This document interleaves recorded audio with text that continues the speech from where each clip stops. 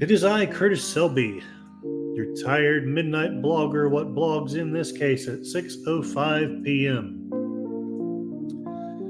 I guess it decided not to allow me to use the avatar that I wanted to use. Maybe it doesn't matter. Let's use the standard one. I made the executive decision not to use the countdown today because I've been noticing that I'll have 10 or 15 people show up, and then by the end of the countdown, nearly all of them are gone. I know there's about 4 or 5 faithful people here who won't leave, but still, I thought I'd let the start without the countdown. It's the final countdown. JPRPH1 is being the centrist. All right, let's say hello to everybody who's shown up so kindly. Thank you very much, Connie Cleary, the faithful bird woman of YouTube, one of the greatest wrenches out there. Thank you for showing up. I had a wonderful time watching Clue with you and your community. It was so fun. I hadn't seen that in probably a decade. Howdy, JPRPH1. Again, faithful, kind, Christian-loving person. I thank you for your prayers. I thank you for your support. I thank you for all the information you've sent my way. I'm probably only going to use a very little of it, but it was very helpful in helping me coalesce my thoughts, because I literally didn't know what I was going to talk about until I got off work about an hour or so ago. Good evening, Matt G. Wood. I hope you are doing well. I hope the goats are treating you well and the chickens are laying eggs. We can only hope that all of your preparations make you stronger, but are not as required as we fear in these dark times. And Mr. Londell's Groovy Movies, thank you so much. I had so much fun doing that thing with Metropolis with you. That was a blast. And Mikey Susie 4, hello. As usual, I'm violating your wise rule of not talking about politics, but I'm going to try to be at least a little more centrist than I have been. Not perfectly so, but hopefully a little more so. And I see that a link is being shared in the chat. Let me see what that is. Yeah, I know. I need to do that. I had some constructive criticisms from a friend today. And one of them was that sometimes he couldn't hear me, or he couldn't hear the videos that I'm sharing. So let me know if that is the case. And, you know, ever since I went to that prone site, my mouse just does not want to work. Okay, there we go. Oh, yeah. It's the final countdown. Do-do-do-do. Do-do-do-do-do. I may do countdowns. I just decided not to do one today. Okay, I hope everyone is doing well. Who am I missing? Goats, pigs, chickens, and guineas are all doing well. And yeah, we need to set one up. Next week I'm taking kind of a vague vacation-ish. So I don't know what I'm doing then. But let me know, like in the next 2 weeks when you've got some time free, we'll figure out something that's on your channel, something that people wouldn't realize is there, and we'll rock that out. Hail and God bless all. Mikey Susie Ford. All right, I will stop the soft prone music and get down to the topic at hand. Now, I cryptically entitled this Conversations with History, and I had some personal reasons for that. My hope is to demonstrate that there's historical precedent for some of the things that are going on. And oddly enough, though, things seem to have flipped. And I think history gives us some hints as to how to deal with it. We'll see if we get to the end of this, if we've found out anything worthwhile. Mikey Susie 4, we're all set up for our weekly webcam series starting September 2nd with Red Dwarf episodes reviewed each Monday. So if you've got the time, he's got the crime. Go check out Mikey Susie 4, Red Dwarf. I will likely be at work, but I will try to kind of lurk in the background if I can. Mikey Susie 4 gives great reviews of old TV series that some of them I'd actually almost forgotten. Like ISIS. I'd almost forgotten that. Hey, and I've got 9 people. Huzzah! So maybe the countdown does scare them away. I'm going to open it up with the history. Oh, and evening at Curbside Classics. How are you doing? I hope you are doing well. The Curbside Classics has some wonderful classic car things on his website. Go and check him out. In fact, since I run this channel, I should be able to get it in there. Sorry for the silence. I'm just trying to get this to work. It may not. I may just have to forget it. Okay, here we go.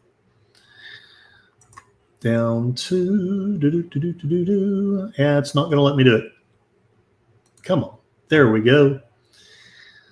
Go to the channel.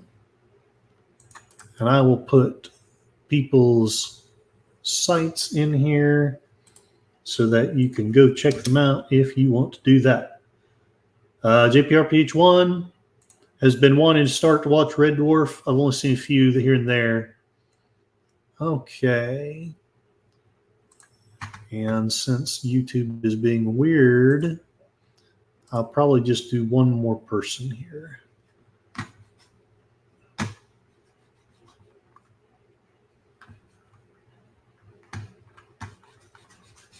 Yeah, I'm probably going to give up on that. Okay. So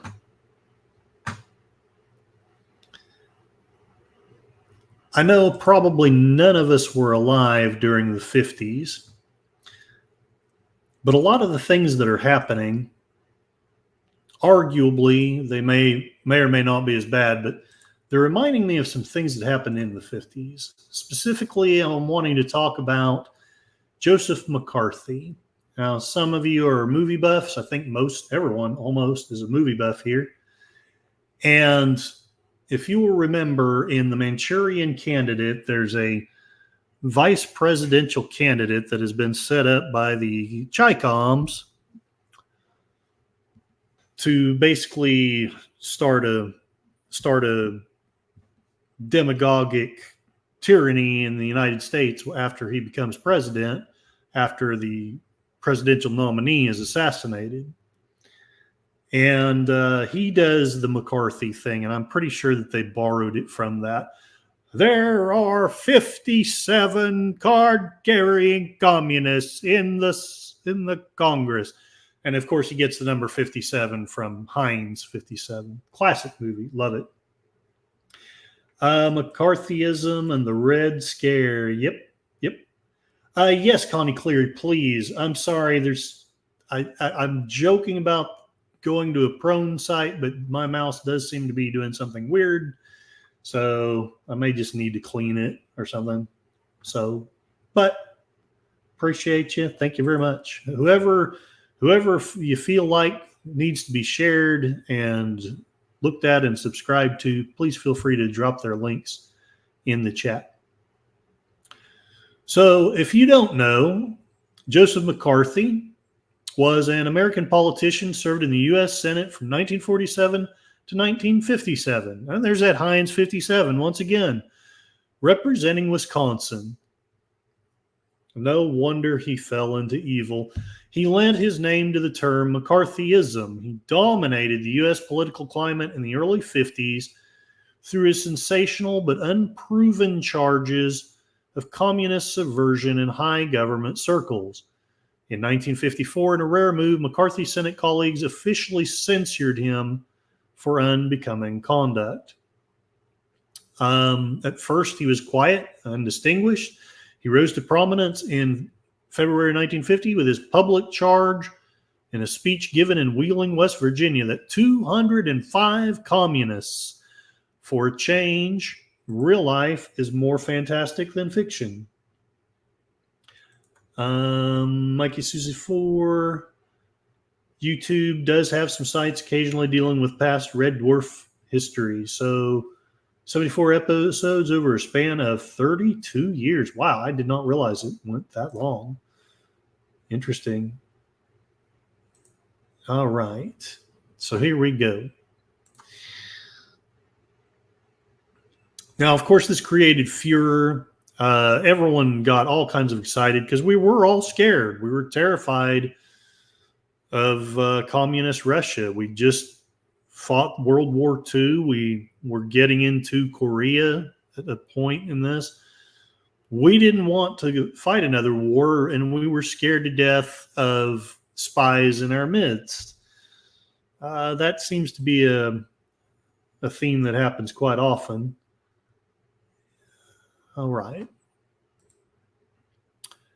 Upon subsequently testifying before the Senate Committee on Foreign Relations, he proved unable to produce the name of a single card-carrying communist in any government department.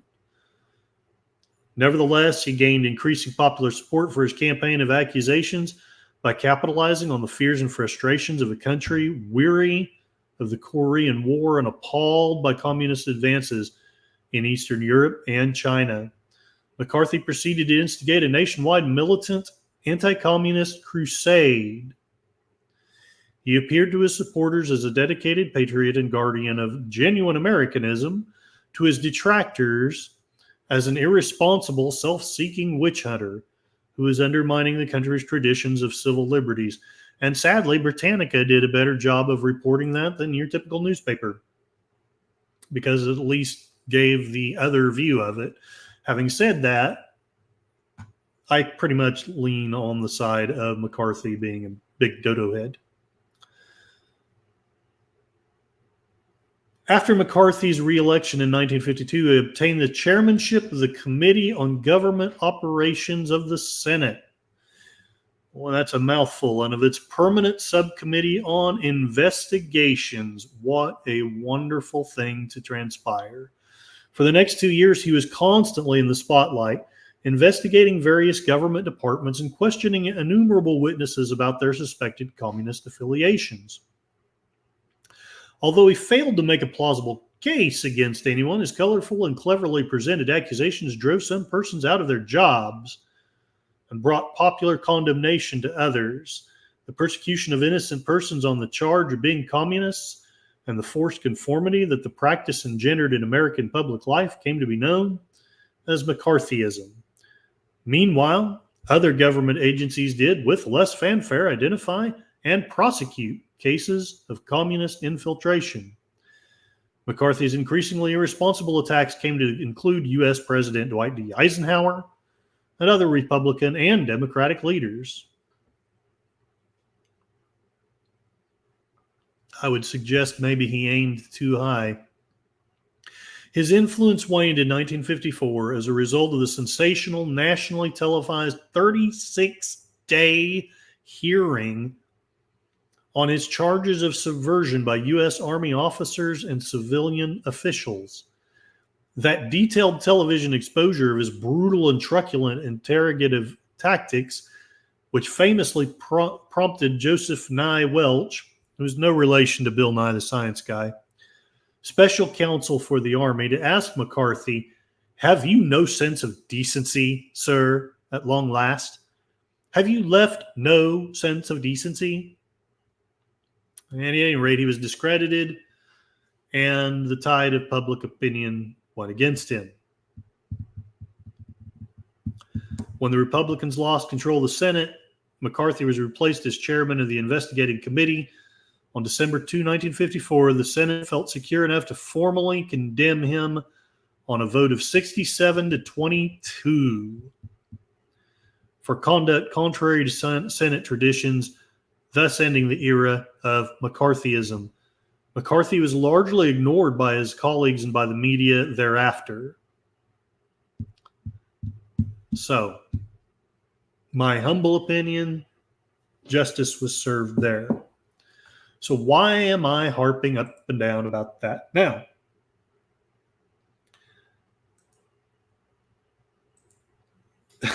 Yeah, honestly, and ironically, I still feel like he was the bad guy. But it also seems to me that, one, whether it was happening in the 50s or not, and, Oppenheimer talks about it a little bit, although I need to finish that movie. And absolutely, yes. Be sure that you're subbed to each other if you don't mind, because YouTube likes to just, pop off subscriptions every now and then. Have I missed somebody in the chat? Oh, hello, Northern Okie. Thank you very much for showing up. I hope you have had a good time. I know you're in the busy season.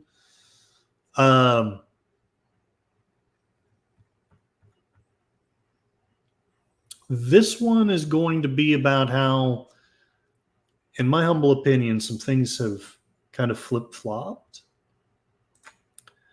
Matt Cheatwood, the 60s seemed to be the time the socialists were infiltrating the education system in Hollywood. Yeah, I would agree. I don't know about the 50s. Maybe there's one or two. I mean, you read stuff like Marcus Wolf's Man Without a Face, or other works about spycraft in the time. There's been spies going back at least to World War II. But I humbly believe that, at least at the time, McCarthy was wrong. Now, he may have been prescient,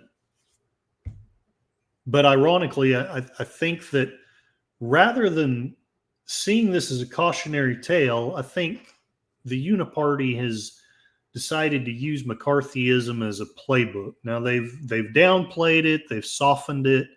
We live under a soft tyranny, but I really think that we're in a chokehold, and I have no idea where this is going to end or what the answer is. But we absolutely live in dark times. Yeah, after everyone stopped looking for them is when the infiltrators came. Now, with apologies to my liberal friends, I am just not for the Democrats, really, in any way, shape, or form right now. That doesn't mean that Trump is a hero. That doesn't mean that the Republicans are the good guys. But I firmly do believe that the Democrats are saying more lies and more dangerous lies. And it is scaring me that more and more people are believing them. Matt Cheatwood, the only thing keeping the tyranny soft is the Second Amendment. I would agree. Mr. Lundell's groovy movies, there were communists in the State Department. And Alger Hiss was outed as a Soviet spy. I need to look into that. I don't know about that. Очень интересно. And Matt Cheatwood, I've been hearing rumors that Kennedy is going to drop out and endorse Trump. I have too. And in fact, it's interesting because it kind of is a segue. Now,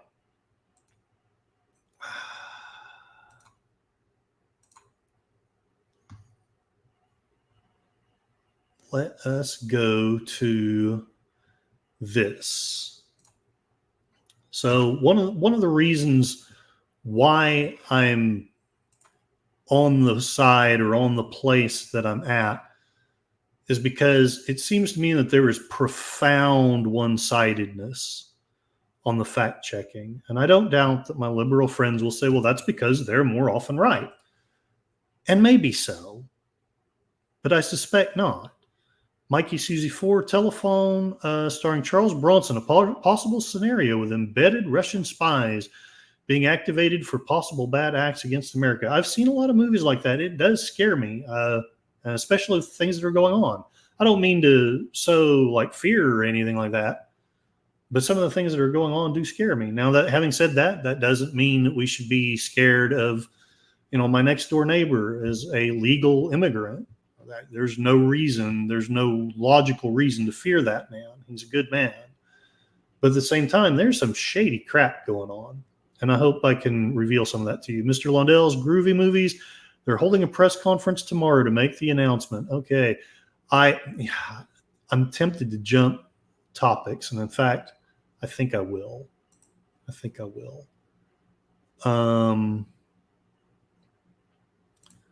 Because if that is where the community's heart is, well, so is mine.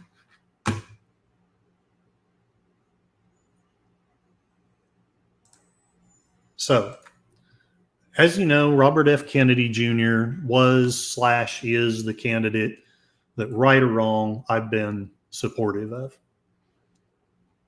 And this is one of the reasons why I am so angsty about the Democratic Party. I'm sorry, January 6th, all the stuff that Trump's done does not justify the ramrodding of Robert F. Kennedy.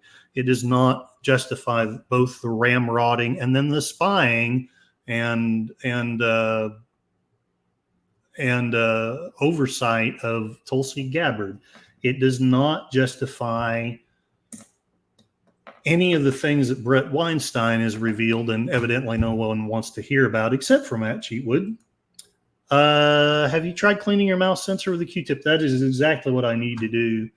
It's been so good and clean for such a long time, and I've been gloating over other people who've been less fortunate, but I absolutely need to do that soon.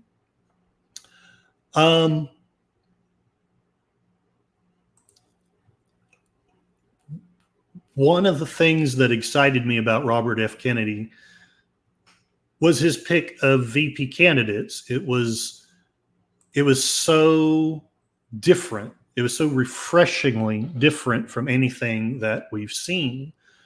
He deliberately found someone who was embedded in the tech industry. And as I think most of us know, that's where the rub lies. That's where the tyranny is really profoundly enhanced. And by the way, another reason why I'm anti-democratic, because while both sides censored, I think it is demonstrable that the Democrats censored many times more than the right. And again, well, it's justified because of disinformation. Well, we'll get into that here in a bit. Darth Plato, socialists have been in U.S. schools since at least the 30s. Well, and I have heard that. I don't exactly know, but I have heard that.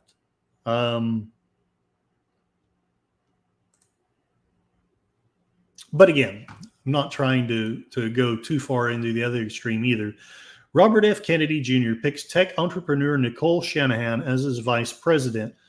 Shanahan, who had never run for office before, donated the maximum amount to Kennedy's campaign and $4 million to the chief super PAC holding his bid to air a retro-themed Super Bowl commercial. In addition to backing American Values 2024, she also gave $500,000 to another super PAC backing Kennedy, Common Sense PAC. Both donations were made through an LLC, Planeta Management. Kennedy said he was searching for a running mate who understood technology, government agencies' vulnerability to corruption, and the need for secure borders, and an athlete. Well, there you go. So that is why I'm proud to introduce to you the next Vice President of the United States, my fellow lawyer, a brilliant scientist, technologist, a fierce warrior mom, Nicole Shanahan. And I almost shared her acceptance speech back in the time. I almost kind of wish I had. The short list was wide-ranging. He's named 38-year-old Shanahan as running mate. The campaign can begin collecting ballot access signatures in about 20 more states.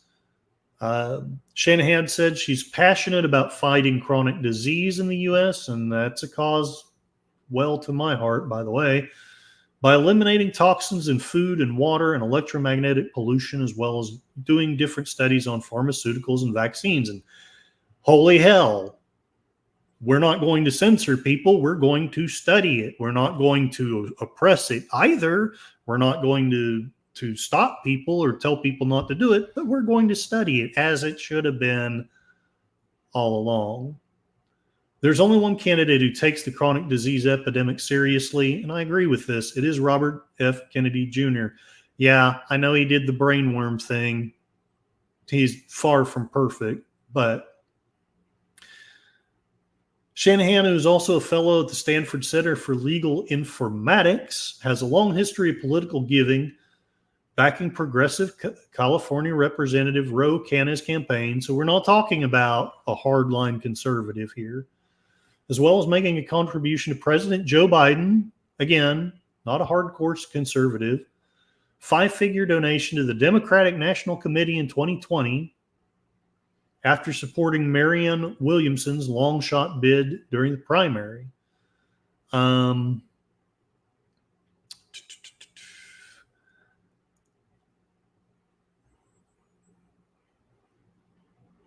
The DNC paid for a mobile billboard highlighting a mega donor, Tim Mellon, who has donated to both super PACs supporting Kennedy and Trump. Protesters handed out flyers across the state featuring a QR code that went to a website that read Kennedy for measles. Because, that's fair and an accurate portrayal of his arguments. Pointing out the dangers of his anti-vaccine positions. Yeah, having questions makes you an anti-vaxxer. I think it's time we had an African-American president. Elect Elon Musk. Hell to the yes. Darth Plato, look up Walter Duranty, writer for New York Times Pulitzer in 1932. He lied about how wonderful the USSR was, not mentioning the violence and famine. I do need to look that up. I know, sadly, even though he's still one of my favorite people, H.G. Wells was totally bamboozled by Stalin. He thought that this was going to be the next great utopian state. I'm not even sure if Mr. Lundell could probably tell me, but I'm not even sure if he had gotten Stalin figured out there at the end. Mikey Susie 4. The last election of 2016, I voted for an independent candidate for the one and only time in my life. I've been happily here in Canada with my beautiful wife, Suzanne, and our 2 feline daughters. I know. And I hope it doesn't make you uncomfortable that I talk about politics. Just let me know in the chat if I go too far or if I'm saying anything that makes anyone too uncomfortable. This probably was before the 30s, Darth Plato. And Matt Cheatwood, look up the Holodomer. I need to write all this crap down. I don't mean to leave you in silence, but I will so totally forget it. And I don't want to do it now, partly because of the mouse situation, and partly because I have a lot of material to get through, and I really want to get through it before Netter's Network at 9 p.m. Central. She is going to have another fascinating guest, and then next week I will be her guest. So that's one of the reasons why I always want to support her, because she has been so supportive of me. What was the other thing I needed to look up? Walter Duranty. Very good. All right. Listening as Curtis writes down notes. Tired blogging. All right. So there we go. We've got that. All right. Mike Sue's cool. Forrest cool with it. And hey, you're a good guy. I love you. You're a wonderful Christian man. And Darth Plato in the 30s, the Christian left was calling Stalin's Russia a gift from God. Yeah, I know. And I don't want to completely diss Democrats themselves. It's the party that I have the problem with. It's the core. It's the abusers. It's the tyrants. Same with the Republican Party. And I know I don't harp as much about them. But again, my biggest reason for that is because you don't need me for that. You've got the entire media. all you got to do is go to CNN, who I'm going to quote here in a little bit, actually. Matt Cheatwood, I'm cool with politics, philosophy, history, anything you care to talk about. All right. There used to be a country song. Let's talk about baseball. Let's talk a little small chalk. Gotta be a good joke that you've heard. All right. So I can't sing. RFK Jr. has no path to victory. Maybe it's true, but, whatever.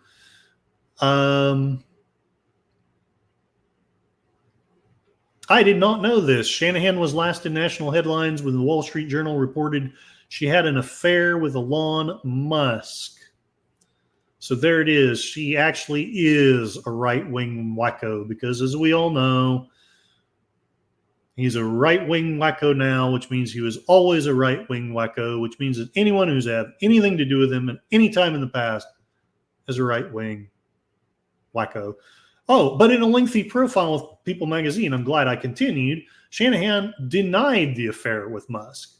Instead, the two talked about autism treatments for Shanahan and Bryn's young daughter, Echo. And this was another reason why I loved her. She has an autistic child. She knows exactly I don't have to worry that she doesn't know what the hell's going on. She knows what it is to have an autistic kid. I was hoping to get to the bio portion, but as we all know, reporting just isn't what it used to be. If memory serves, she was either a vice president or a CEO of Google. So she was kind of a big deal. Yes, Vagrancy Horror will be the guest on Netter's Network. Matt Chetwood, communism superficially resembles Christian philosophy as long as you ignore the use of violence to steal from some people to give to those you think are in need. And one of my favorite monks, I know, I'm weird. I have favorite monks. Thomas Merton was talking about how the only realistically socialistic society, in his opinion, at the end of his life, was a monastery. And frankly, that's the only way socialism could work, in my humble opinion, would be with some kind of weird spiritual awakening where everyone was just willing to share like that. But unfortunately, people aren't that way. We're not saints. I'm not a saint. I've thrown someone out of my house. I mean, heck. And hello, Shrek PMC. Thank you for showing up. I hope you have a good time here and that you either learned something or at least mildly entertained. Okay, so, damn mouse. I'm going to start sounding like Moira now.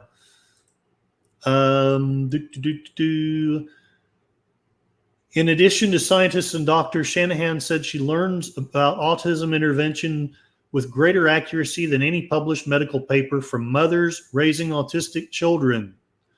And I know everyone says it, but I'm going to tell you right now, without meaning to be condescending, you have no damned idea what it is to deal with autism until you have an autistic kid. You just don't. That doesn't mean that you don't have a say in all of it, but Kennedy has shared a similar sentiment about mothers when describing how he became skeptical of vaccine safety. Kennedy has falsely claimed, here it is, let's see if this is true, that there is a link between mercury content and vaccines and disease, including autism, publishing a book on the subject and starting a nonprofit that engages in litigation on behalf of people who believe they've been injured by a vaccine. Now, on that note, I'm not going to make the claim that mercury is in the content of vaccines, but I know I've read a book on the subject, and the book made that claim, and I did a little bit of research, and I basically came to disbelieve that there's mercury in the vaccines. Having said that, something wonky is going on. because that was the only part of the book I couldn't discredit. All the other facts and all the other statistics, all the other claims, all the rest of it was accurate. So to me, it is only arguable by a tyrant or a fool that vaccines need to have some kind of research done to see what the hell's going on. Now, if you believe there's mercury in it, I'm not going to try to dissuade you, but I'm not a purporter of that. Maybe I'm the one that's wrong. Mikey Susie 4, even beyond the communist bravado, there are people suffering that still need sympathy, prayers, and support. 100%. And again, I hope all of you understand, my angst is with the core of the Democrat Party, not the people who are voting. Like I said in my last stream, the people who voted for Trump and the people who voted for Biden did so based off of the information they had in front of them, and did so for the good of their country and the good of their families. And Shrek PMC is a Bronze Age caveman guy. Huzzah! Man, I'm blowing through the time. I'm not getting much done. Darth Plato, Christianity bears no resemblance to communism. Shared possessions from a time of strife and communal ad hoc living in a narrow window of time doesn't prove a link. Yeah, I can understand. Yeah, I'm not going to say that I 100% agree, but that definitely sounds right. You know me, I got to be an equivocator. Charles Boyer, how are you doing? Well, I'm out here causing problems and making people upset. But hopefully y'all will either have learned something by the end, or been mildly entertained, or learned to hate me. One of the three. Shrek PMC, I'm bumped into 2 descriptions of communism and socialism in my day. Okay, I'm interested in knowing what they are, but I will go back to the article. Advocacy against vaccines and vaccine mandates followed the COVID-19 pandemic and has bolstered Kennedy's public profile in recent years, given a boost to his grassroots campaign strategy. I want her to represent, and I got to admit, his voice, it's unchristian of me, but it does bother me. I know he can't help it, but I want her to represent the mothers who struggle to protect their children from the bad chemicals. But I agree. I actually agree with that point. I do want protection, whether it's governmental or some other fashion, from bad chemicals, pharmaceuticals, bad food. As vice president, she will stand up between them and big ag, big pharma, the chemical industry, the processed food industry, the government regulators who are colluding to poison our kids for profit. Despite BioEcho's mission statement, its financial disclosures show the foundation has invested more in financial assets than in grant giving. All that is, I'm not going to poo-poo that, even if I am on his side. BioEcho reported owning $13.7 million in U.S. and state government securities. Interesting. So that was then, and this is now. Marxist communism, Leninism, Marcuse are all different. And Shrek PMC, one is that communism is the path to pure socialism. Okay. The second is communism is a system of government, while socialism describes a system of economics. I've heard that one as well. Now, I'm not saying I'm a great big expert in economics. I've taken 3 economics courses for what that may or may not be worth. And I've read a fair amount of von Mises, and I've read some fairly extensively in Das Kapital in an English translation. I'll be blunt. I want communism to be true, but I can't, unless I just ignore everything that I've learned. I can't go with it. Now, I'm not a laissez-faire capitalist either, in spite of having read so much von Mises, but I can't go with true communism. I grew up Understanding that socialism is where the government controls the means of production and distribution of goods and services.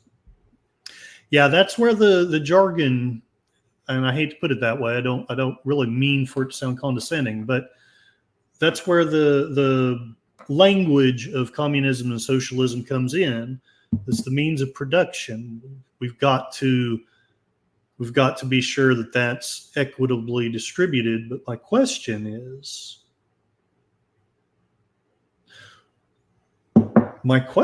what is Connie Cleary saying?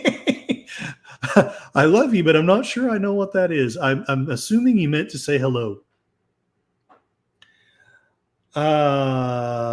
What else have we got? Shrek PMC. An economy can be purely socialist, such as in the Soviet Union, where it did not work. And I would challenge someone to tell me. I know everyone's going to want to say the Netherlands and the North European countries. So I'll give you that caveat. Possibly, arguably, they have been a success. Outside of those countries, please name me one country that has successfully done it. Mikey Susie 4, one thing I learned mostly is that any government needs businesses to succeed and vice versa. If one aspect fails, the other can't succeed. I agree. I totally agree.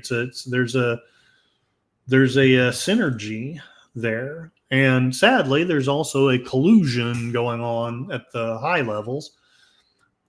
Respectfully, I didn't mean to sound snarky toward your point, Mikey Susie 4. Matt Cheatwood, in my opinion, socialism and communism are just different flavors of slavery. It's okay, Connie Cleary. I'm not exactly running the smoothest stream ever.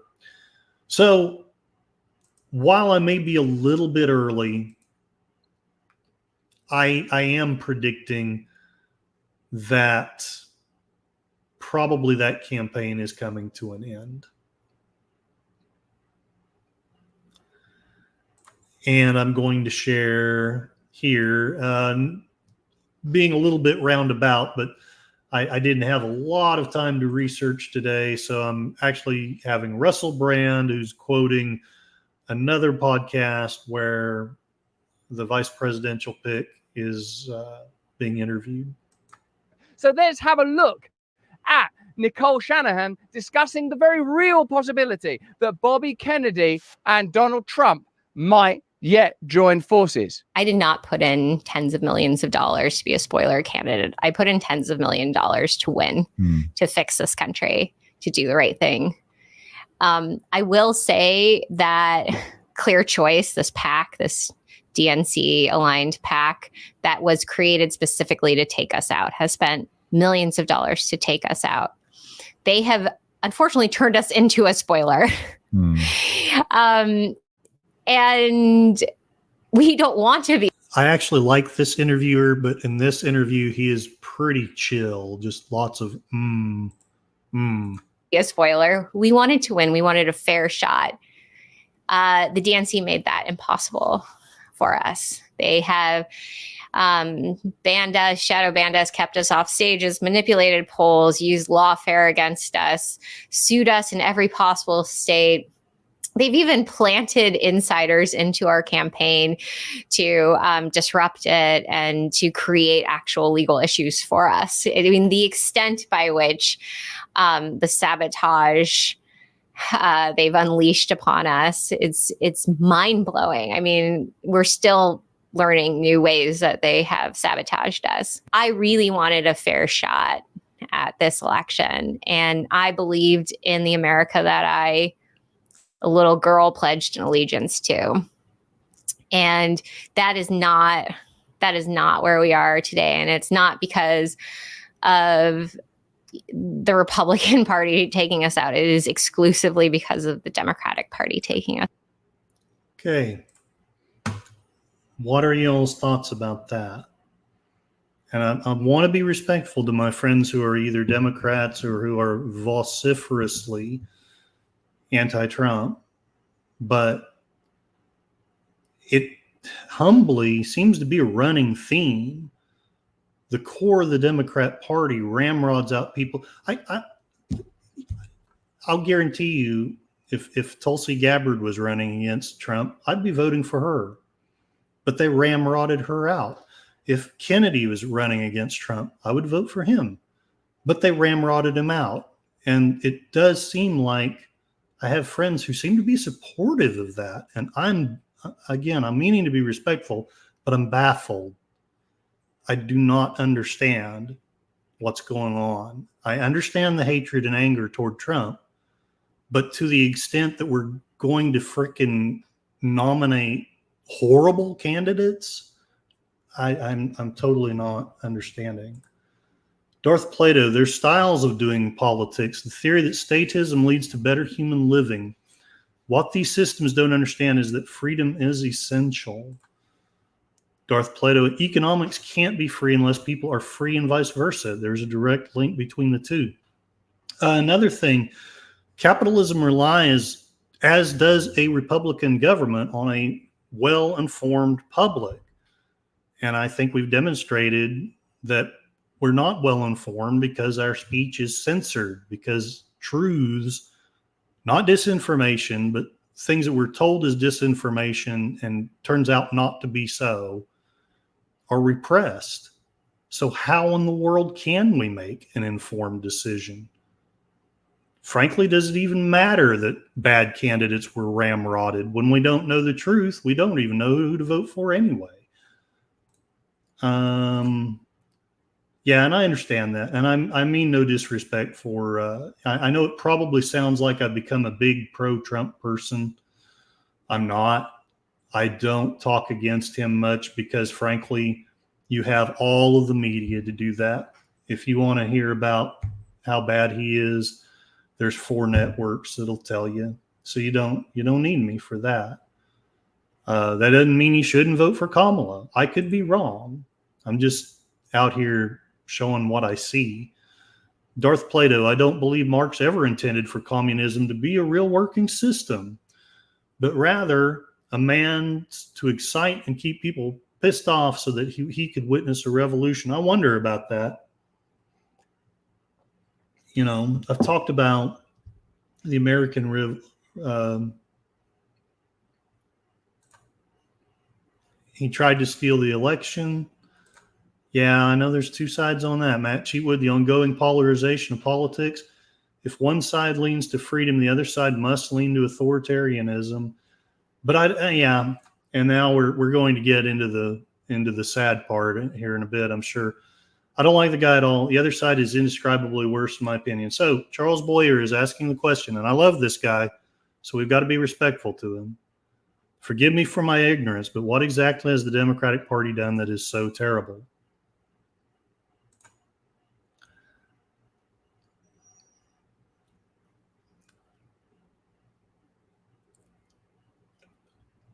I could go on, to be blunt. And if you watch, you'll at least see some of what I'm trying to talk about. It's not the Democrats that vote that I'm upset with. It's the core. And frankly, I do feel that we were lied to about Biden for at least 2 years about dementia, which is terrible. He was ramrodded through the primaries without any real debate or any real effort to even vaguely vet anyone else. To me, that is terrible.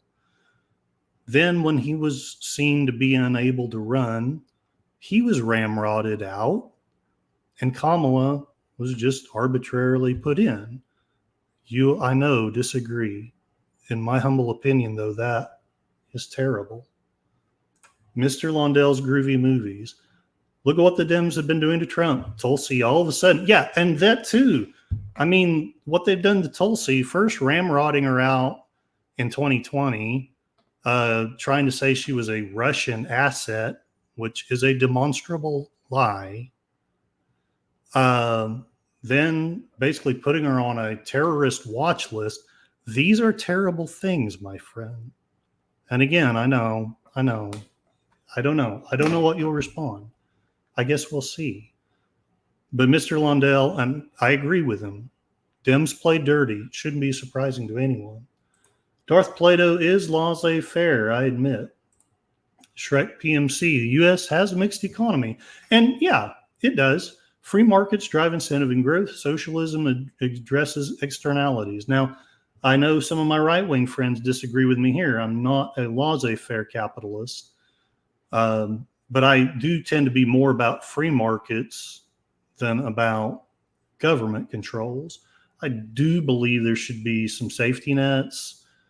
And, I don't think that we should be basically a society that's like, well, you're not smart enough to get out of your plight, so screw you. Mikey Susie 4, all that any country asks for is fair elections. And I'm going to just put this out here. Both parties have claimed, please remember this, both parties have claimed rigged elections. So nobody's got the moral high ground on that. Nobody does. Sadly, we'll never see that happen. The line, choosing the lesser of two evils, it doesn't cut it anymore. I'm sick and tired of hearing that line. I would desperately, and don't get me wrong, I don't know what I'm going to do in the election, but I desperately would love to vote for someone instead of against someone. I'm tired of that. That's one of the reasons why I was excited about Kennedy. While my friends disagree with me, I was excited about him. And there it is. Darth Plato, social democracy is also a mixed system, which is where the left is trying to take us. Shrek PMC, maybe in 4 years, the Republicans could nominate a decent candidate. If they do, I would vote for them, probably. I understand that. I totally understand. Darth Plato says Dems, education, government, economy, law, personal freedom. Charles Boyer, fair enough on the Biden issue. Thank you, sir. I know this is a difficult thing, and I will probably fail, but I will try to be somewhat fair. Matt Cheatwood, as far as I know, the Dems are pushing higher taxes, more regulation on every aspect of our lives. They seem to be in favor of violating the Constitution, if not ignoring it outright.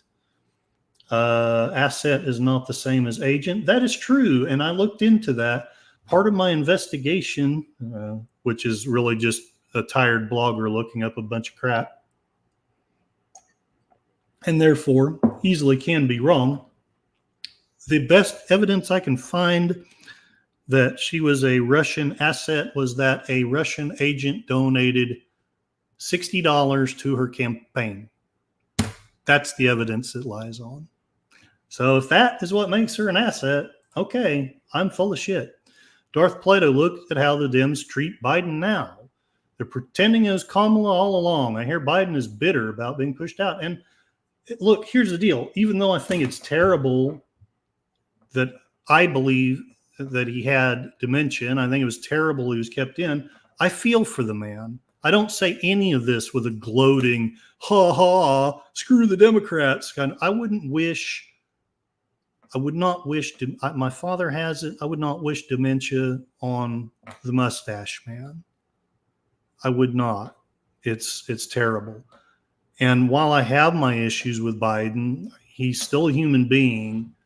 And we have to be careful. It's one of the reasons why I've made this shift. I think that so much demonizing is one of the things that led to the near assassination of Trump. And as those of you who followed this know, we avoided a civil war by inches. And that's what's terrified me. It's not that I think Trump is a great guy, but I think we all need to start doing our homework and loving our neighbors, whether they voted one way or another, and stop all this bullshit of throwing insults at the other side. If I've said anything that sounds insulting, I'm sorry. I am, however, trying to firmly build a case. Matt Cheatwood, the Democrats are openly against the Second Amendment as well as the First Amendment. I humbly, respectfully, Charles Boyer, I agree. If you read the Matt Taibbi files, it was not exclusively Democrat. Let me point out, Trump was in on it too, but the Democrats did 10 times as much censoring. And I can't go for that. I just can't. Hello, Jeff B. How are you doing? Thanks for showing up. And yeah, not wrong, Charles Boyer. Not wrong at all. All politicians play dirty. I wish that weren't true. Shrek PMC, I donated $200 to Tulsi's campaign. She sympathized with Russia's side in the Ukraine war. I'm not going to touch that one, but I am going to say there are more than one way to look at the Ukraine war, but I want to keep out of that one because I don't think that it will be helpful to anything right now. I understand that you regret that donation. Darth Plato, elections presupposes justice before the law, which is incompatible with most countries in the world. Matt Cheatwood, I'm in favor of voting for candidates that have little or no history as career politicians. Yeah, and that's what Trump got elected on in the first place. Darth Plato, it's astonishing that the pub's nominated a lame duck candidate. I just now got done with my workout. Hail, Enigma Severus. I am angering people right and left. Welcome, sir. Shrek PMC, an asset does not require payment. It only needs to add value. Like I say, the best I could find that was reliable was the Young Turks demonstrating some proof that an agent had paid her $60. And nothing else I've seen is anything that basically, yeah, it looked like proof at the time, and it's since respectfully been debunked. Mikey Susie 4, I've got a stream. Oh yeah, thank you for showing up. Have a good stream. I'm having so much chat here. I don't know if I'm going to get to the material. I may have to just start ignoring it, although I don't really want to. Okay. I do understand that you disagree, Shrek PMC. I could be wrong. I would just suggest please do some more research. Charles Boyer, I listened to both sides' propaganda as well as looking into Kennedy's plan. As far as Biden, he really was too old for the job. As much as I respect him for the job he has done, it was time. I agree with that. Trump is moving into that dangerous territory, and unfortunately his party is too scared of him to make the move.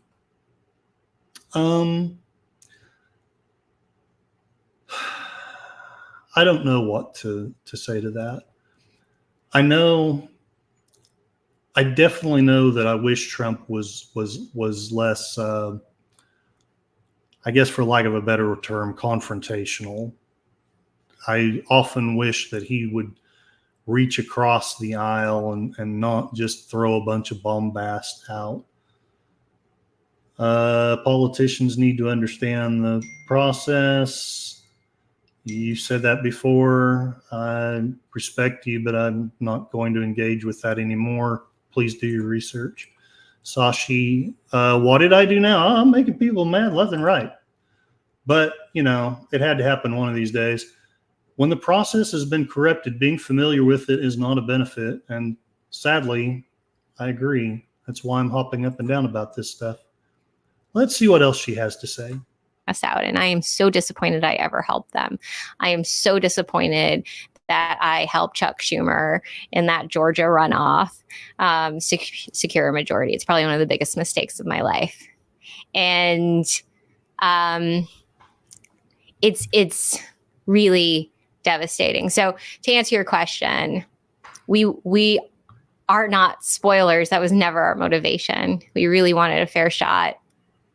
I think had we had a fair shot, we would have won. I still would love to see in the last 80 days of this election some miracle play out where we get a chance to debate. I don't think they're going to let us.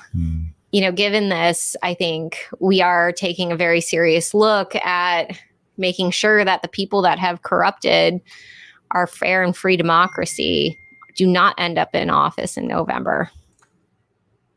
And I think that's what the point is about. One side is claiming to be the preservers and saviors of democracy and saying that the other side is a bunch of tyrants and a bunch of horrible people. And there's some horrible people in the Republican Party. Quid pro quo. I mean, that's not the right phrase, but it's the same on the other side.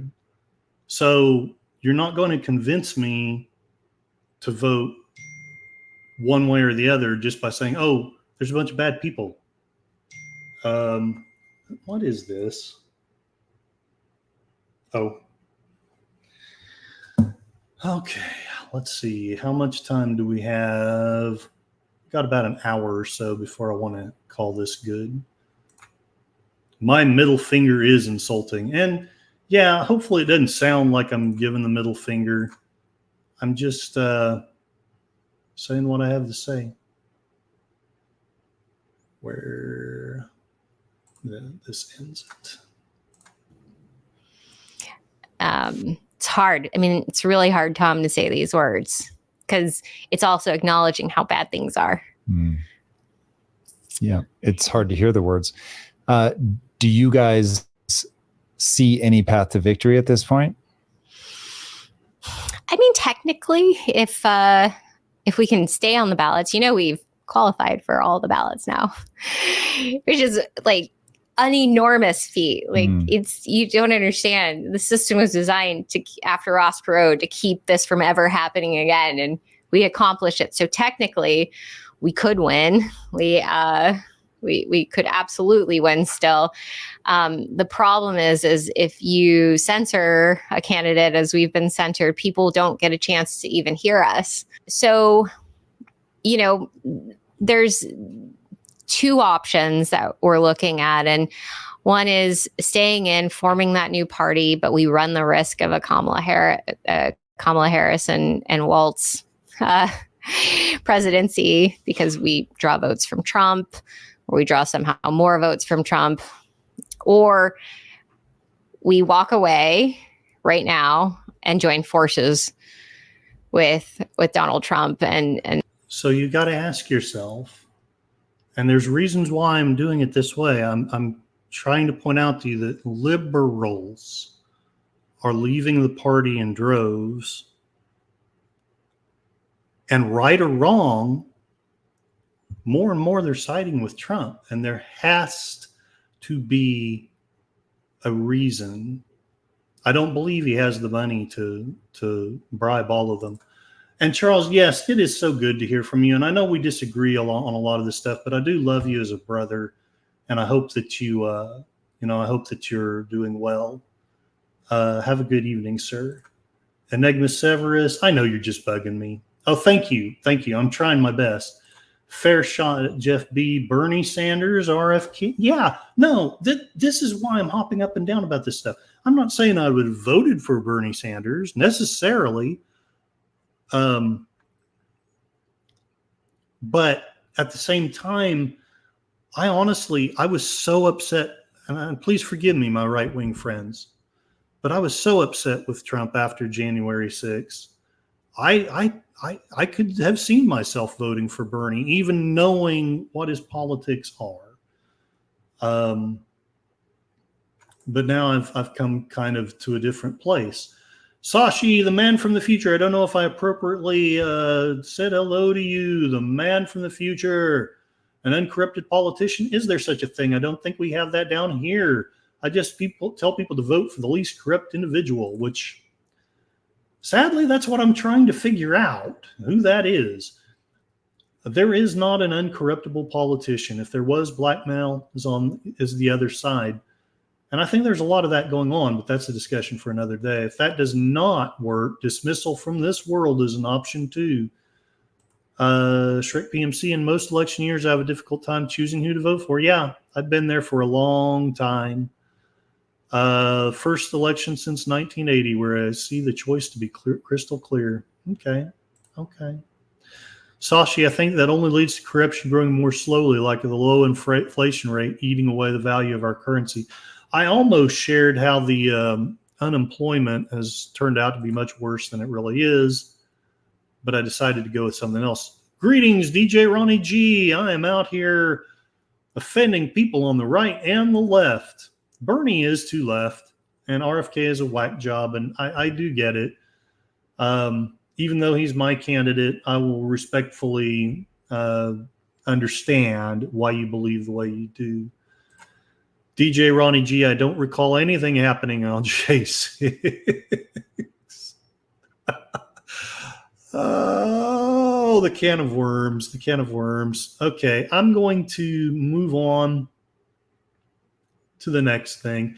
And you know what, DJ Ronnie G, that's really what I was blogging on paper. That's largely what I was about. Was basically trying to point out the flaws and holes in both sides. And I kind of regret that I'm not doing that now, but reference back to you've got 4 major media outlets that'll tell you all the bad stuff you need to know about Trump. And some of it's even true. All things being equal. Yeah, that's just it. I don't believe things are equal. And that's the case I'm trying to present. So one of my problems with what's going on is, don't get me wrong, both sides lie. But one side is not only pointed out, but is also exaggerated and drastically oversold. And the other sides are just quietly ignored. And then false stats are given out. And then you wonder why people wonder about the election in 2020, which is something that I'm also shifting my stance on. Matt Cheatwood, the unemployment rate is even worse than you're afraid of. The government numbers don't even include the millions of men that are not actively looking for work. I know. Shrek will poke the bear. 50 to 75% of inflation in the current cycle is caused by events prior to 2021. Possibly, but I disagree. If you've got not articles, but actual economic information to share, because that is part of my bailiwick is economics, and I'm happy to listen to that. As far as articles, it would have to be from someone that I actually respect. And it's getting where I don't respect many at all. If you can get an article from Forbes maybe saying that, then I'll be happy to listen. Sashi, regarding the Ukraine forces connected to World War II, funny mustache man faction. It's true. My cousin fled Ukraine after getting a university placement there. She was being threatened by said faction. Yeah, I know it's true. And that's something I've declined from talking about here, but there's more than one viewpoint on Ukraine, and I don't know that I'm smart enough to actually tell you which one. I'm very dubious about really all of it. I absolutely am not on Putin's side. I'll guarantee you that. But I am very dubious of Zelensky too. That may make me a bad person. So I was talking about how basically one side's lies are blown out of proportion, or things that aren't even lies are presented as lies, or we just lie and say that they lied. And the other side's is not. Now, I want to give a caveat, though, about the thing I'm about to share. At least the person who gave the wrong information in this case apologized for it. So I don't want to be too hateful to this person, but I think it's a good example of the things that are going on. Ukraine, some people in Ukraine are like that. That does not justify invasion by another country. I agree. Low interest rates, money supply growth, COVID lockdowns, yeah. GDP drops, supply chain interruptions, 2 out of 3 COVID stimulus checks. And again, even if it's true that Trump had a part in that, let's accept that is true. What have the Democrats done to improve it that is actually helpful and substantive and economically correct? They printed more money in the last 4 years than all the money printed in the United States history heretofore. That's the biggest reason for the interest rates. And I don't mean to be disrespectful, but if you don't believe that, I would suggest you crack open an economics book. Sashi, there used to be a local economist that was blind over here, is dubious about the inflation reported by the government. Oh, no, And both sides do that. They lie about the inflation rates. It's always at least 3 or 4 points, at least, worse than they're reporting it. We used to, and that's on both sides. That's on both sides. Don't think Trump didn't lie about interest rates either. We used to joke that even a blind man could see through it. I understand, and I respect you. I'm hopefully not poking you too hard, but Enigma Severus, what about for to here rather than heretofore? Money supply growth started prior to 2020, continued through 2021. You are correct. You are 100% correct. But I do notice that it massively accelerated. So I feel like it's disingenuous. Yes, blame Trump. But you also have to blame Biden. You also have to blame Obama. You also have to blame Bush, Senior and Junior. You also have to blame Bill Clinton. And on down the line, ever since this fiasco has been starting, fiat currency, exactly. Okay, let's see what this is. The reporting is that former President Trump is on the phone with the Prime Minister of Israel, urging him not to cut a deal right now because it's believed that would help the Harris campaign. So I don't know where that, I don't know, who knows whether that will come about or not. Now, the big reason why I'm sharing that is because I have a liberal friend who has shared with me the information, which I've neither verified nor disproven. So I am a little bit of a straw man here. But he was saying that Reagan had been propped up by the CIA, and the CIA had told the Iranians not to release the hostages till after the election. That may or may not have been true.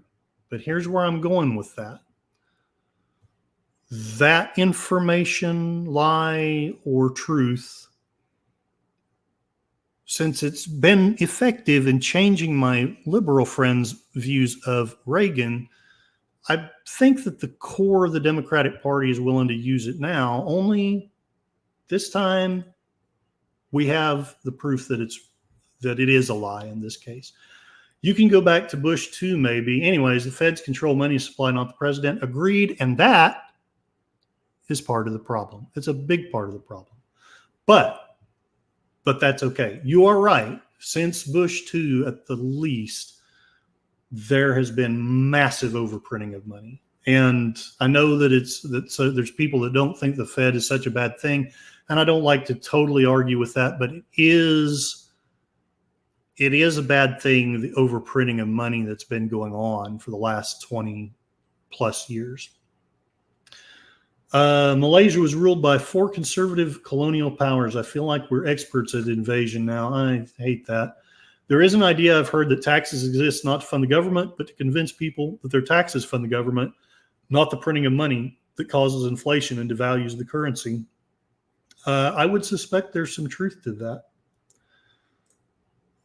Shrek PMC, Fed does it to speed up, slow down the economy as needed. Sometimes they get it right, sometimes they blow it. And yeah, now me, I'm pretty much against the Fed, but having said that, I do understand some of the economic arguments for having it, and I don't try to unconvince people.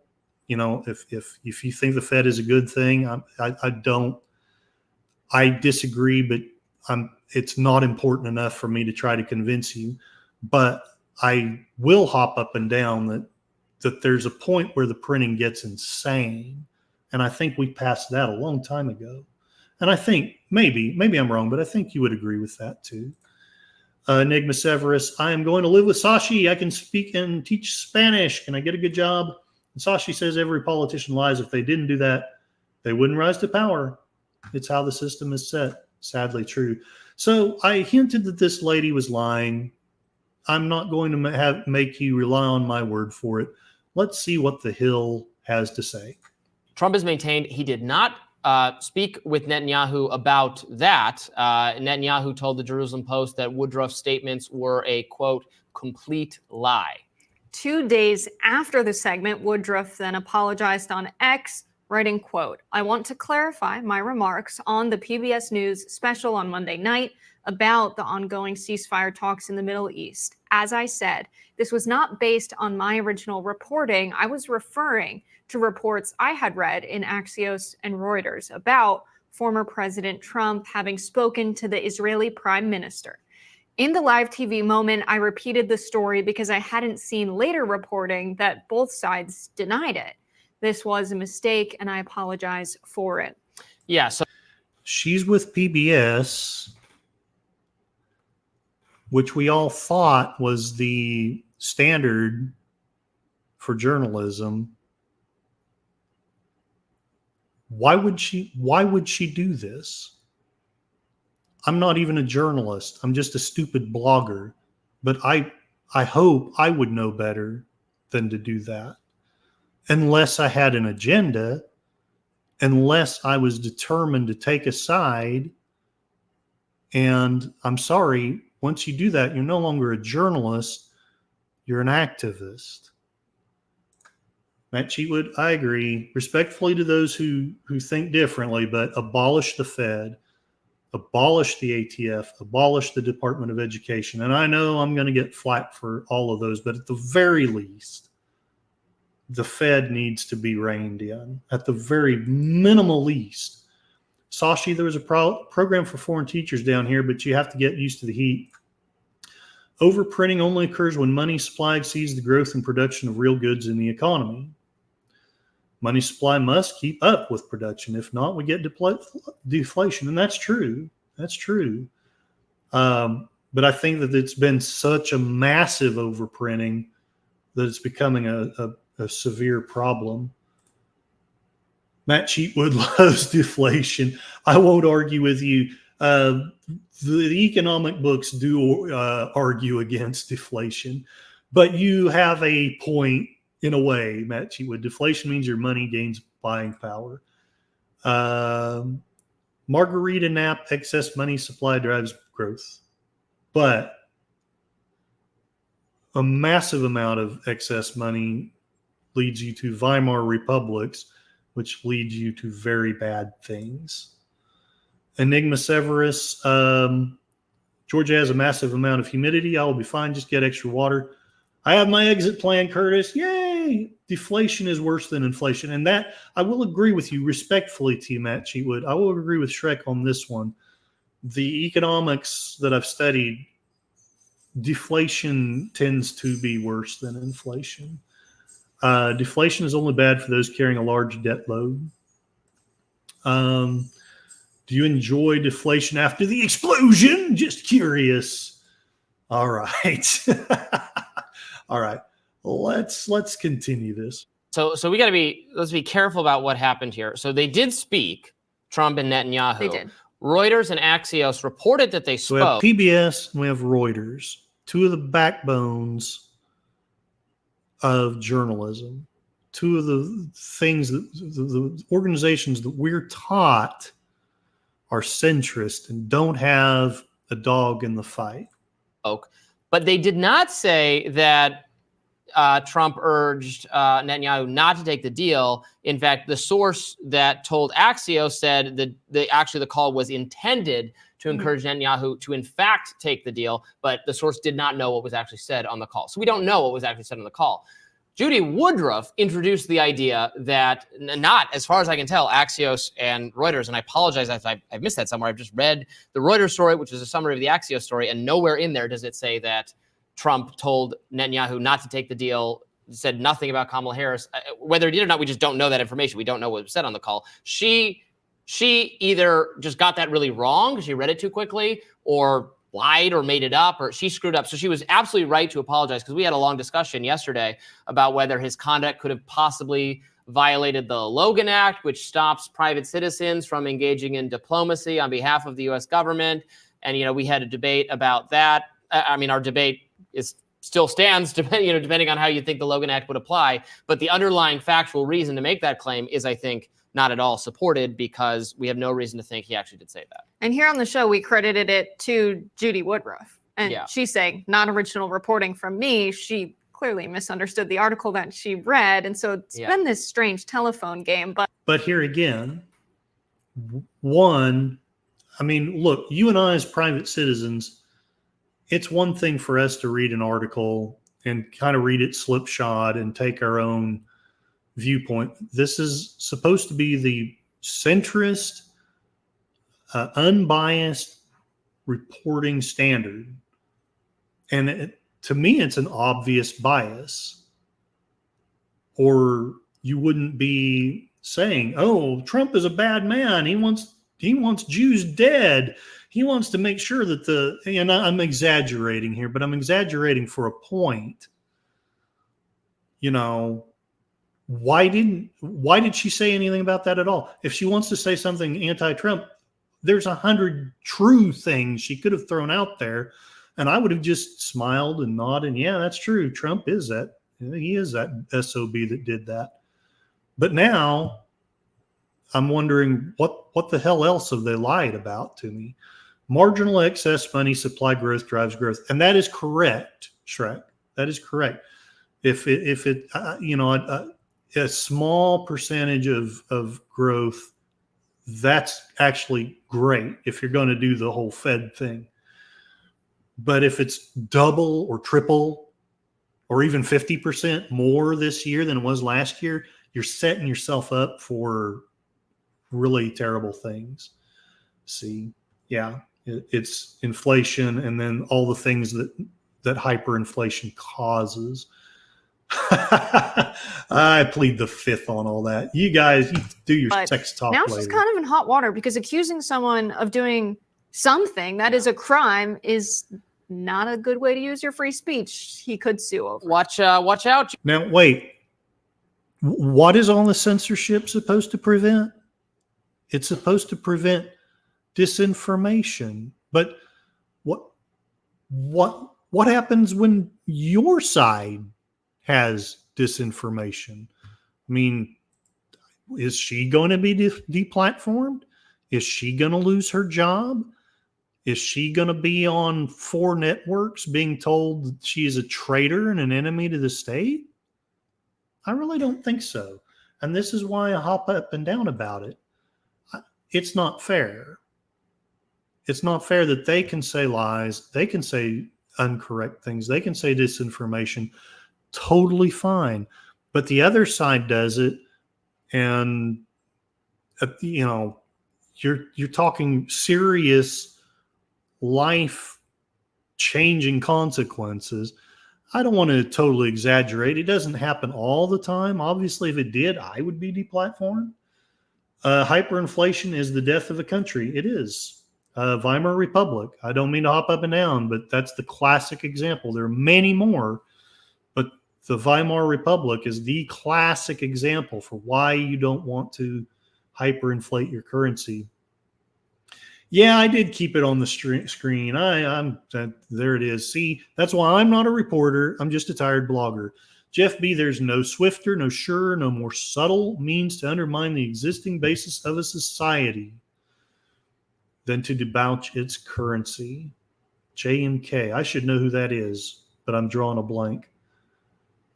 Yeah, Weimar, Venezuela. Okay, business must know their customers, right? In entertainment, the customer is the audience, right? News these days is entertainment. News networks must please their audience. That is true, but respectfully, fine, they're catering to an audience, but what about the deplatformed people? That's way more than just catering to an audience. That's, frankly, oppression. That's censorship. What about people who lose their jobs for voicing a political opinion? Now, I don't want to exaggerate. It probably doesn't happen as much as the right wing is telling you, but it does happen. It shouldn't. Any more than being gay should get you fired, or any more than being black or anything. A political opinion should be just as guarded, as respected as all the rest of it. Why isn't it? What most people don't realize is that when they allow the crash, all the Wi-Fi and the extra fun stuff like coffee creamer and streaming is no longer cheap but expensive and limited, which is, I would suggest, maybe what some of them want. Being non-biased doesn't please their audience. You're correct on that. Newstainment is propaganda. Yeah. And I admit I probably need to be a little bit careful of being propagandistic myself. But then again, reference back to I'm a tired blogger, not a journalist. Judy, you got to be careful when you're just talking on TV for hours at a time that you don't say something wrong, something we all have to be aware of. And look, it happened. So I guess I won't be too hard on her, but that was a big mistake. Right. She was correct to apologize for it. Right. There is a world where Bibi and Trump are both lying, and they did talk about this, but I think at this point they've both denied it. It's the right thing to do for Judy to apologize. And yeah, I think that her saying this and causing this sort of frenzy over it has now put a lot more attention on the issue. Trump could say this is something that hurts his political chances. He could make a meal about this. He could make her one of his favorite enemies, as he often does. We could be hearing her name a lot and him talking on Truth Social about how Judy Woodruff ruined my campaign. Yeah, I mean, he could accurately state the mainstream media is lying about me, is saying I am working against the ceasefire deal, made up something that happened, and that would all. So you want to know what would have happened in Curtis Selby's perfect world? Journalist in the hot water. Oh, great. White privilege at work. Some of us can't afford hot water. Rub it in our faces. Why don't you? In Curtis Selby's perfect world, when Trump left office, the media would have just shut the hell up about him. And the FBI would not have bothered with frickin' Mar-a-Lago. And all these people that sued him would not have sued him. Not because I'm pro-Trump, but because we would not be here right now. I may be full of shit, but I firmly believe that if Trump had just been left the hell alone and ignored, one, even if he wanted to run, that's the way to make sure he's not president. Just ignore him. You got 4 of the 5 major networks. That one isn't going to get him elected by itself. But you lying about him all the time, you bringing him up all the time, constantly saying things that you end up proving true. Because, yeah, maybe he's full of shit about 80% of the things that he says, but just the fact that 20% of it's true is enough to get people like me, anyway, to think, something is going on, and I don't like it, and I'm going to research it, and I'm going to find out what I can about it. All I want at this point in my life is to live quietly and peacefully on my little farm. Yeah, same here. Shrek, when doing 5 years on hyperinflation, you can't stop with printing money. You have to ask why the money is being printed. It's often a result of supply shocks. Is often because of large debt. Exactly. When hyperinflation happens, that debt becomes easier to pay off. Again, Weimar Republic. Enigma Severus heard of a girl from the East. We know what country. She saw her friend watching the news. She asked why she was watching the news, said, in our country, we know it's propaganda. Maybe we don't know that yet. Yeah, we've got Pravda. Let's just face it. And again, I'm no fan of Fox. I don't watch it, but we basically got Pravda with everything else. That's why I usually like The Hill is small enough that at least I haven't caught them on a lie yet. Maybe I will eventually. But so far, I've liked their reporting. It is kind of right slanted. So take that with a grain of salt. Yeah, no, you're not wrong about that. That's not to excuse Germany for what ended up happening. But frankly, maybe we shouldn't have. I understand. It was a bad war. We wanted to punish them. But maybe we shouldn't have. The media working against him made him more popular because nobody trusts the media anymore. I don't. I frankly just don't. And the only way I can see the excitement for Kamala, respectfully, is if you do trust the media. And I hate to say it, but you can't. Matt Cheatwood, if you owe $1 million, make the money worth like a percent of its worth at the time the value is set at $1 million. I only have to pay you that much of the debt.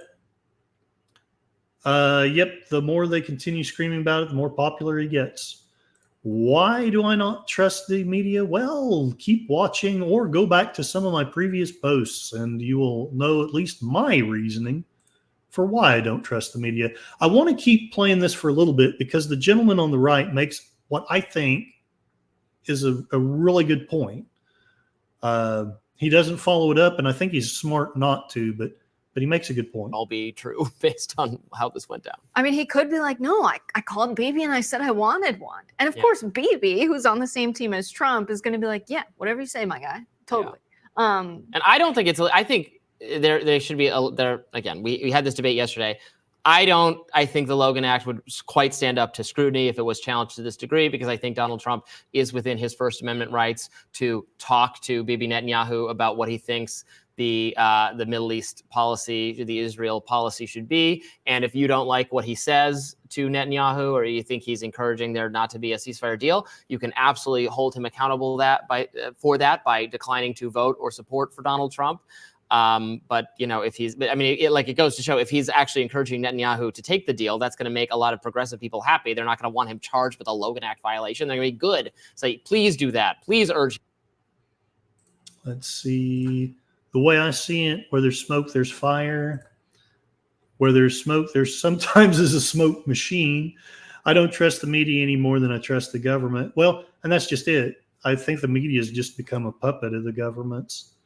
I think the most recent cases regarding printing money was Zimbabwe. I remember news reports said people were using it as toilet paper because it was cheaper. Yep. Him to do that. Yeah, one of my favorite stories about the mainstream media is when I was told by a longtime foreign correspondent for the New York Times, Stephen Kinzer. Now he writes about U.S. intervention abroad, because that's essentially what he was reporting on during the Reagan era for the New York Times. He was in Nicaragua, and he was told by his boss that there's talk of a plane, some kind of Russian shipment coming in on a boat or a plane of weapons to the Contras, or rather to the Sandinistas. The Contras were, of course, being funded by the right wing in the United States and Ronald Reagan. And Stephen said, I would have known about that. I'm pretty aware of what's going on the ground here. That's what you pay me for, guys. And they said, no, we want you to go anyway. He said, okay. He's up at 4 a.m. waiting at the shipyard. Nothing comes in. He goes on back. He says, there's no shipment. They say, write the story anyway. And they run. That's interesting. I missed that when I listened to it the first time. I can't remember. I got distracted by something. That's pretty damning. I admit it's only one example. And I also admit that maybe she's full of crap. Maybe she's making that whole story up. But I find myself believing it because I see so many other things like it.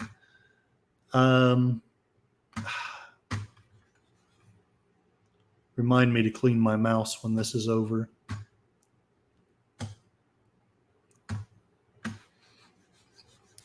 Well, I can't click on your links, but Shrek PMC is saying hyperinflation occurred in Venezuela because foreign industry fled for a number of reasons too complicated to describe here. And I will admit this, there's often more than one factor going on in a lot of things. DJ Ronnie G, why did foreign industry fail? Did government policies have an effect? Perhaps some of those policies were just. I should look into it from that perspective. Enigma Severus, where there's smoke, there's someone from CNN saying everything is fine. There are no rioters here. And another reason why I don't believe a lot of the reporting that is sent to us. Shrek, certain printing money is more an effect than a cause. Granted, that's debatable. Yeah, but you make strong arguments for it, so I'm not going to argue it in this context. Matt Cheatwood, in the case of Weimar, there was a debt that had to be paid. In the case of Venezuela, the government had promised to provide goods and services they could not afford when the price of oil crashed. Shrek PMC, one thing is for sure truth. is an elusive bitch. You are not wrong.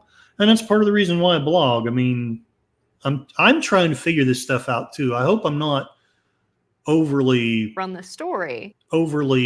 proselytizing here, because a big part of my quest here is to figure out what in the hell is going on. And basically this forces me to do some research, and I interact with some very intelligent people in the chat. So hopefully between all of us, we at least get a step closer to the truth as we proceed. You know, shipment from Russia doesn't arrive in Nicaragua, which makes every reader believe that there was a shipment.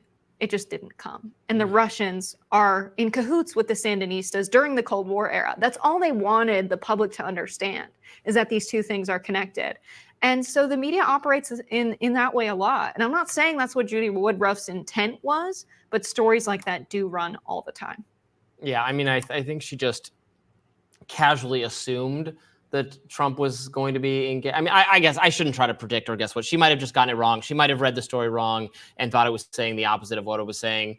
That does happen, and you know, it's a tough job to be on camera and say things that are accurate with 100% correct. She did not do that here, and deserved the criticism, and has apologized. But especially true during war reporting as well, I will say. Yeah, and it's, you know, the idea that I promise, unless I've got the wrong video, he makes a good point here at the end. It's Trump's fault that there's no ceasefire deal is, I think, a kind of pretty loathsome idea to inject into the dialogue when Kamala Harris, the other candidate, is the vice president of Joe Biden, who has not pressed Netanyahu for a ceasefire, has not used the leverage that the U.S. federal government has over Israel in terms of the support we give them. There's been mild, occasional, slight criticism, mild, occasional, slight postponement of weapons. But broadly speaking, the Biden administration has stood by the Israeli government and in support for what they're doing in Gaza. And, you know, you can agree with that or not agree with it, but that's what they're doing. And Kamala Harris has been a supporter of that. And if she's going to break from it, it's, again, maybe that's vibes. She has not signaled or suggested, directly stated how she would break from it, how she would bring about a ceasefire in any way differently from Biden. So for a media operator to shift the conversation, go, it's really Donald Trump. And I am, and again, I don't mean this as a disrespect to you, Shrek PMC, but I am very tired of the media. Just it's always Trump's fault. And granted, if you go to Fox, you're going to hear it's all Obama's fault. It's all Biden's fault. But I am sick to death of hearing all of it, really. Sashi, the only certainty I have is that I'm not sufficiently informed. Most of the time, it's because the truth is being kept from me. And you can't look. I think I've said it already, but I'll say it again. Economics does not work, at least not classical economics. And Republican/Democratic government does not work if you do not have a well-informed and intelligent society. And I don't want to insult the intelligence. You know, I end this post every day with saying that you're intelligent enough, so I don't want to say that. But we are being lied to. We are being misinformed on both sides. So how do we make a good decision? How can we know what to put our dollars toward? How can we know who to vote for when it's all a big shamble of lies? Matt Cheatwood, my point is still that inflation is good when you owe money. Inflation is bad when you are owed money. Shrek PMC, this has been fun. I really get to showcase my very limited understanding. Well, I'm glad, And again, I disagree with you on a lot of points, but I don't want to run roughshod over anyone, nor do I want to be run roughshod over. And you have not. You've been very respectful, so thank you.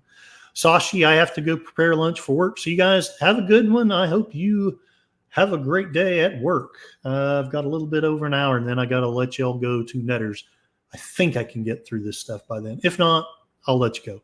Matt Cheatwood, if I get a fixed income from Social Security and every month the amount of food I can buy is smaller and smaller, inflation is not helping me. Yeah, not wrong. Yeah, not wrong. Shrek PMC, I have to rely on my conscience and judgment to ferret nonsense from fact. Yeah, no, 100%. And at least that's the effort that we're making here. Possibly failed, but at least it's an honest failure. Matt Cheatwood, I think we have all found that our own way to something we think is truth. Respect goes a long way. Yes, 100%. So let's see if I actually know what I'm talking about and if he makes the good point or not. If he doesn't, I'll just eat crow and move on to the next thing. Who's stopping there from being a ceasefire deal? That's an annoying thing to say. That's not true. He's not in charge of the policy. Joe Biden is in charge of the policy. Kamala Harris is part of it, and the policy has been whatever Israel wants. Also, let's imagine how this could have happened if it's true that Donald Trump urged Netanyahu to not sign on with a ceasefire deal. He would call him, "Hi, Bibi, don't do that ceasefire deal thing. It'll be good for Kamala Harris." Bibi would say, "Hello, Donald, I wasn't going to anyway." End of phone call. No negotiation. Netanyahu doesn't want a ceasefire deal with the terms of, any kind of permanence, any kind of arms embargo. They don't want to pull out of Palestine. So Bibi doesn't want this anyway. And so there's a case to be made for, would there have been a negotiation, even if Donald Trump expressed? All right. That was not the point that I was hoping he would make. So my bad, but it's still, I think, at least vaguely worth listening to. One, why are we either lying or so easily believing the worst of Trump? And yeah, I can hear my liberal friends. There's 100 reasons why. I get that, but you're a journalist. You're not supposed to let that. You have to be talking about Mustache Man himself before you can let it actually color your view. And that's just it. We've been told that he's Mustache Man. We've been told that he's evil. And that's been a big part of my thing here. Is he flawed? Yes.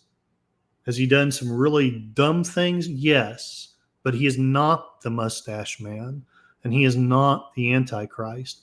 And by all means, vote for Kamala if you feel led to, but please do it with your eyes open and not thinking, I have to do this to stop the Antichrist. If you have to do this to stop the Antichrist, go get those daggers from the Omen. YouTube will block me for that. Watching daily streamer coverage of the Canadian truckers in Ottawa really drove the point home to me just how horrible the mainstream media really is. Yeah. Okay, so on to the next thing. Hopefully I actually remember this one correctly. Well, the reason I call myself Tired Blogger, for those of you who don't know me, I have chronic fatigue syndrome. I hate to even bring it up, but the reason I bring it up is my mind sometimes legitimately just doesn't do what it needs to do. And so that's the one that I want to finish with, I think. Oh, no, this is the one I want. Okay. So I'm going to open a can of worms here. Possibly some of you have heard of Project 2025. I had already heard about it before, but some of my liberal friends, if you're still on here, please forgive me for bringing this up. I'm being a little bit unfair here. They sent this meme listing all these terrible things that were on Project 2025. And they were saying, oh, look, this is Trump's platform. And one of them was like, oh, yeah, look, they just grabbed a bunch of cartoon villain things and that's their platform. Now, I know that they were just joking, but at the same time, I suspect you actually believe that. And I want to suggest something that even with Biden, who I don't like, if someone's presenting to me like his platform as a cartoon villain's platform, I'm going to suspect it. I'm going to question that because anything that's basically anyone who tells you that life isn't pain is trying to sell you something. Also, someone who tries to tell you that things are all gloom doom and the person that you hate is just a terrible person, they are also trying to sell you on something. I didn't want to talk about this before today because I hadn't done enough research, but I feel like I have today to share that the Project 2025 is I think a straw man. Please hear me out. You will understand by the end why I believe that. Matt Cheatwood, we grew up in a time where we mistakenly trusted the news. No, you're right. We were told it was impartial, that it should be impartial. And I think it was at least more so than, yeah, Shrek, I may not understand much, but tired is definitely something I understand. Chronic fatigue syndrome is a weird thing. I kind of hate talking about it because it is a little bit controversial, and it's like having an autistic kid. You just don't understand it until you're doing it, until you're raising that kid. JPRPH 60, tired all the time. You know, it's weird. My core audience is older, but my main audience is young. But the young folks never come into the chat. If there's any young person, say from Vietnam or India or wherever, come on, challenge me, but respectfully challenge me, please. Matchy Woody, even in the 70s, 80s, and 90s, the news had a bias. Yeah, correct. We just didn't have much of anything to compare it to. Yeah. And, you know, at the risk of losing some of you, I used to listen a lot to Rush Limbaugh. Now, I realize now that not everything that he said was true and not everything he said was right, but I will forever be indebted to him for revealing that there is a strong liberal media bias and that they sometimes lie to us.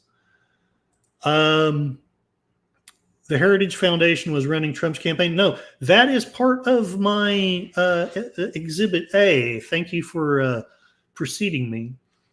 First off, again, I'm going to play this stuff for you, but it's the Heritage Foundation that turned this out, not Trump. So yeah, I get that. Well, you can associate it with it because they worked for him, and I get that point. I don't want to completely poo-poo that. But having said that, it's not the platform. And also, I've established this on previous posts. I've read enough of Trump stuff. I've watched enough of his stuff. I've gotten to where I can kind of spot when you're lying about him. And the 2025 thing is kind of a big bunch of lies. Oh, is Netters coming on now? Shit, do I have the wrong time? Let me see. Netters. Sorry to put you all in the silence. If she's coming on soon, I'll just play a little bit and cut this short. And maybe we'll talk about 2025 later. Vagrancy. According to this, it's at 9. Is that Central or is that Standard? Let me know if I need to go over there. I think we've got an hour. Okay, 67 minutes left. Thank you. So I will basically just try to focus on 2025 then, because maybe all the time I have. The continued proliferation of news media has led to polarization. Yeah, agreed. And that's one of the reasons why I used to poke at both sides, because I was trying to help depolarize. But after the assassination attempt, I've come to believe that it's actually not going to be helpful. But anyway, right or wrong, let's see what we can find out about Project 2025. Because I've never heard Donald Trump say anything truthful. It is, though, from the Bureau of Labor. I'm not familiar with that. A lot of things have been said at the DNC that are patently untrue. Let's do a little bit of fact checkery, all of our own. For example, one of the things that they seem most proud of is the creation of jobs. But have they really created nearly 1 million jobs? It's already been debunked right out of that glistening arena in which they seem so pious and pleased. U.S. Labor Department goofed. Bottom line, off by nearly 1 million in their most recent report when they revealed just how many jobs were created. It's an abrupt about face for the U.S. labor market. Newly revised numbers from the Labor Department were stunning, showing 818,000 fewer jobs were created over 12 months, leading up to March 2024 than previously reported. Data revisions are common, but not to this degree. This correct. Okay, let me pause a little bit on this. Okay, JPRPH1 knows nothing about this, and I guess I will at least share a little bit about the unemployment too, but I refuse to depolarize. I want liberty and justice for all. I will not compromise. I understand that. Now, again, both sides do this, but one of my favorite books is 1984. And one of the things that happened in that book, there was this news report. The main character's listening to it, and the report comes out that something like 1 million fewer boots were produced this year than last year. And then, like a week later or a few days later, all of a sudden, there was another news report, and there's this great big rally, and they were thanking Big Brother for raising the number of boots to that number when it was actually down. And I'm really frightened that too many of us are doing these kinds of mental gymnastics. But I really wonder if a month from now we'll be hearing reports of, oh yeah, unemployment is up to this number. I may be overcharging that, but you do see stuff like that. That's what made Orwell's book so powerful. Even back then, there was stuff going on like this. Action is the Labor Department's largest downward adjustment since 2009. But it's not all bad news. Many economists were expecting a sizable revision, possibly up to 1 million jobs less. See, it's actually good news. You know, in our country, they adjusted the way that they calculate excess deaths because the number of excess deaths in the post-pandemic period, not during the pandemic, post-pandemic period, was eerily and troublingly high. So instead of investigating what might have been causing excess deaths, they simply changed maths itself. It's true. They went in there and said, we're going to calculate excess deaths differently now. And when you say differently, do you mean that you're going to come up with a lower number of excess deaths? Yeah, that's what we're going to do. And the same is true with jobs and potentially all information. There is apparently in our modern world with this surfeit of information, no objective truth, simply a series of narratives that can be utilized to facilitate power. A billionaire is good, a billionaire is bad. Paying off hush money is to... Now, I want to pause it for just a second, and I'm going to skip ahead just a bit because I don't want to, just make this a Russell Brand thing. One, I love Russell Brand. I know a lot of people don't. I get it. Actually, no, I don't. I think if you watch one of the most beautiful things I've ever seen in my entire life is the interview between him and Tucker Carlson. I'm okay if you don't like Tucker Carlson, but where I'm going with this is you have a classical liberal, you have a conservative, and they talk with love, they talk with respect. They do call each other out on some things, but they do it with love and respect. And I think if there was more of that going on, there would be less of this bullshit going on. Brainblaze did a video on how statistics can be used to lie. I need to look into that too. Let me write that down. Most with an agenda to drive. Yeah, exactly.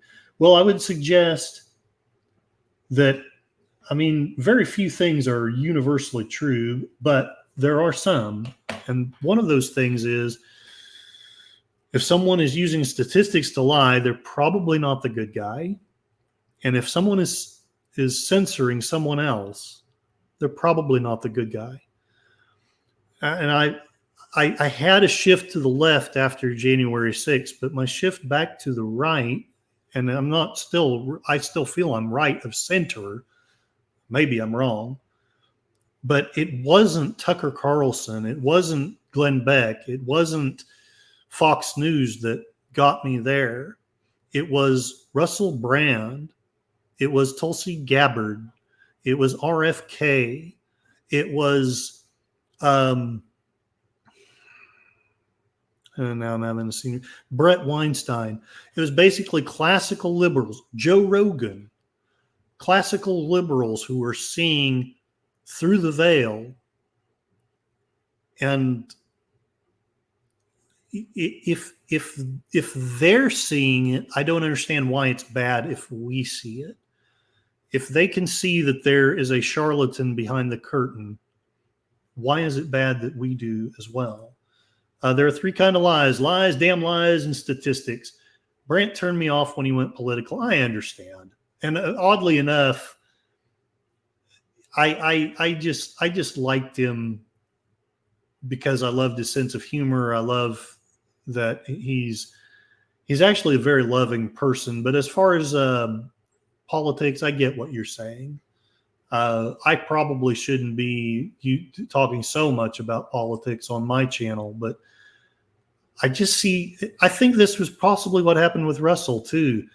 When you see so much crap and you see people actually believing the crap, you feel this probably pointless hope to try to get them to open their eyes.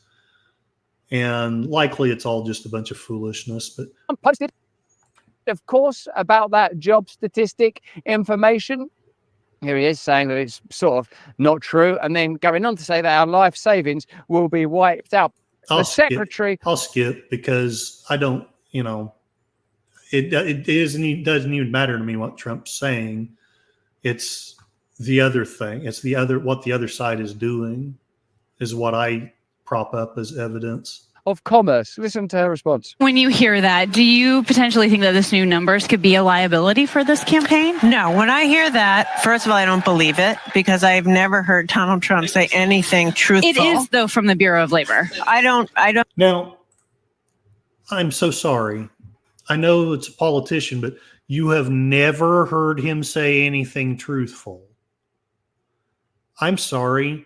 I guarantee you, if you search hard enough, you'll find a time when Mustache Man said something true. Nobody ever lies 100% of the time. That's cartoonish. That's insulting to our intelligence. I'm not familiar with that. Look, I'm the Secretary of Commerce. I don't care about boroughs of labor. We don't care about poor people or working people anymore. Okay, I will skip his, even though I love his commentary, I'll skip to the real point, the Project 2025. And the real reason I wanted to play this isn't Fox calling it out. This is CNN. So, like I said, you never find somebody who lies 100% of the time. While I have issues with CNN, they don't lie 100% of the time. Hell, it's probably not even 40% of the time. But it's enough to make me very upset. But listen to this. The claims that are being made and fact check them when it comes to Project 2025. I think they're both important false claims because both were on a central subject of Democrats' attacks, and that is Project 2025, a conservative think tank's proposals for a next Republican administration. Listen to this claim from Congresswoman Lisa Blunt Rochester of Delaware about Project 2025 and former President Trump. He has, with his friends, said the quiet parts out loud, but not only said them out loud, he wrote a book about it. What's it called? Project 2025.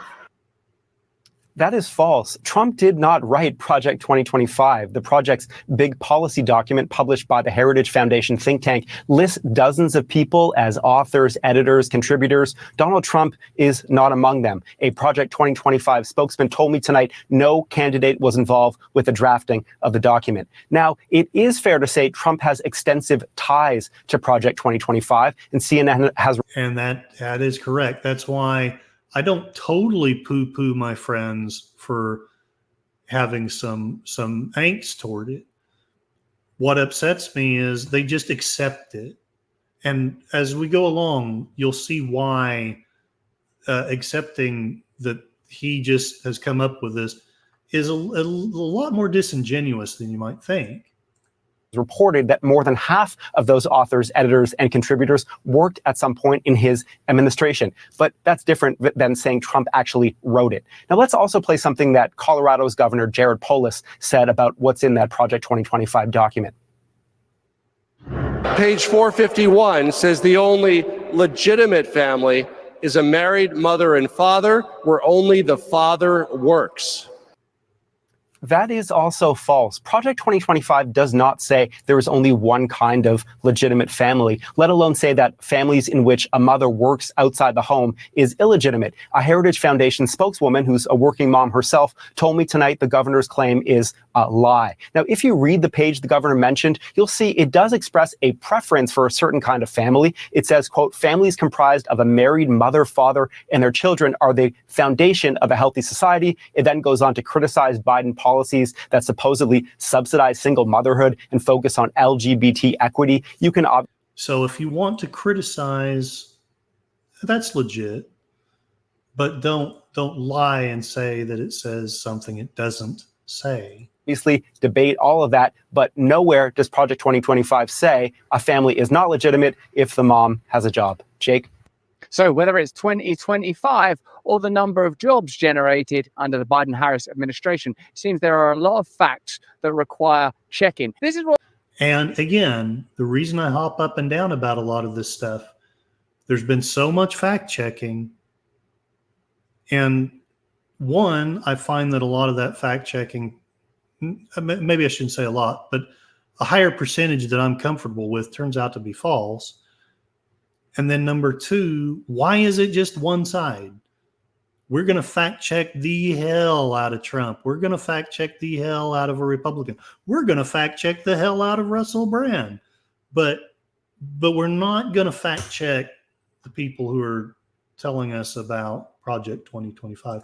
Okay, and I promise I'm going to share one more video, and then I'm going to let you guys out.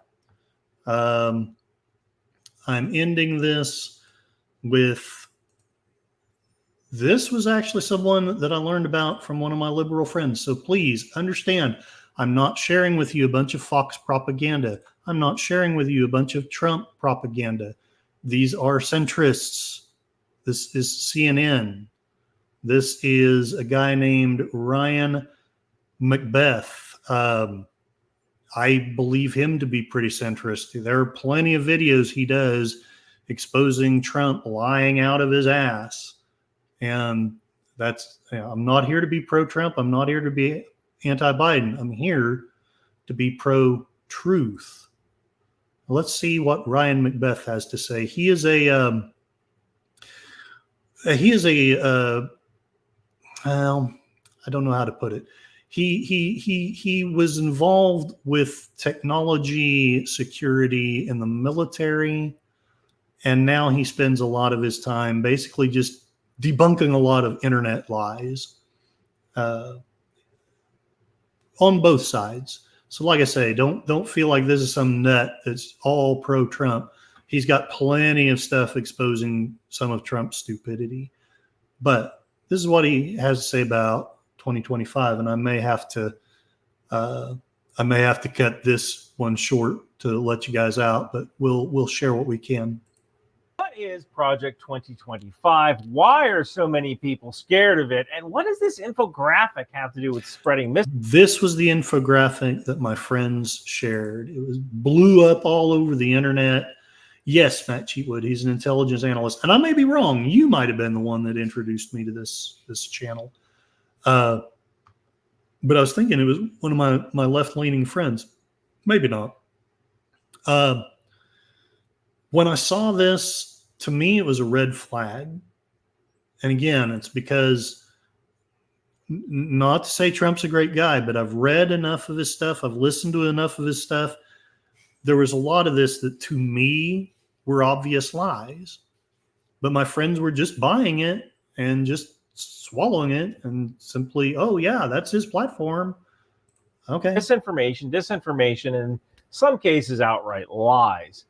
Project 2025 is a vision document that was created by conservative research institution, the Heritage Foundation.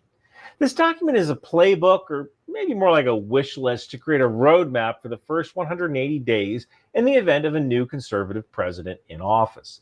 The document is about 900 pages long and contains items as mundane as how the White House Chief of Staff works and how many ships should be in the U.S. Navy. And I plan to do a companion video where I talk about the military and intelligence components in that Project 2025 document and what it could mean for America. Now, this video is probably going to get shared a lot, so allow me to introduce myself. My name is Ryan Macbeth. I'm a software engineer that specializes in artificial intelligence, specifically to root out disinformation online.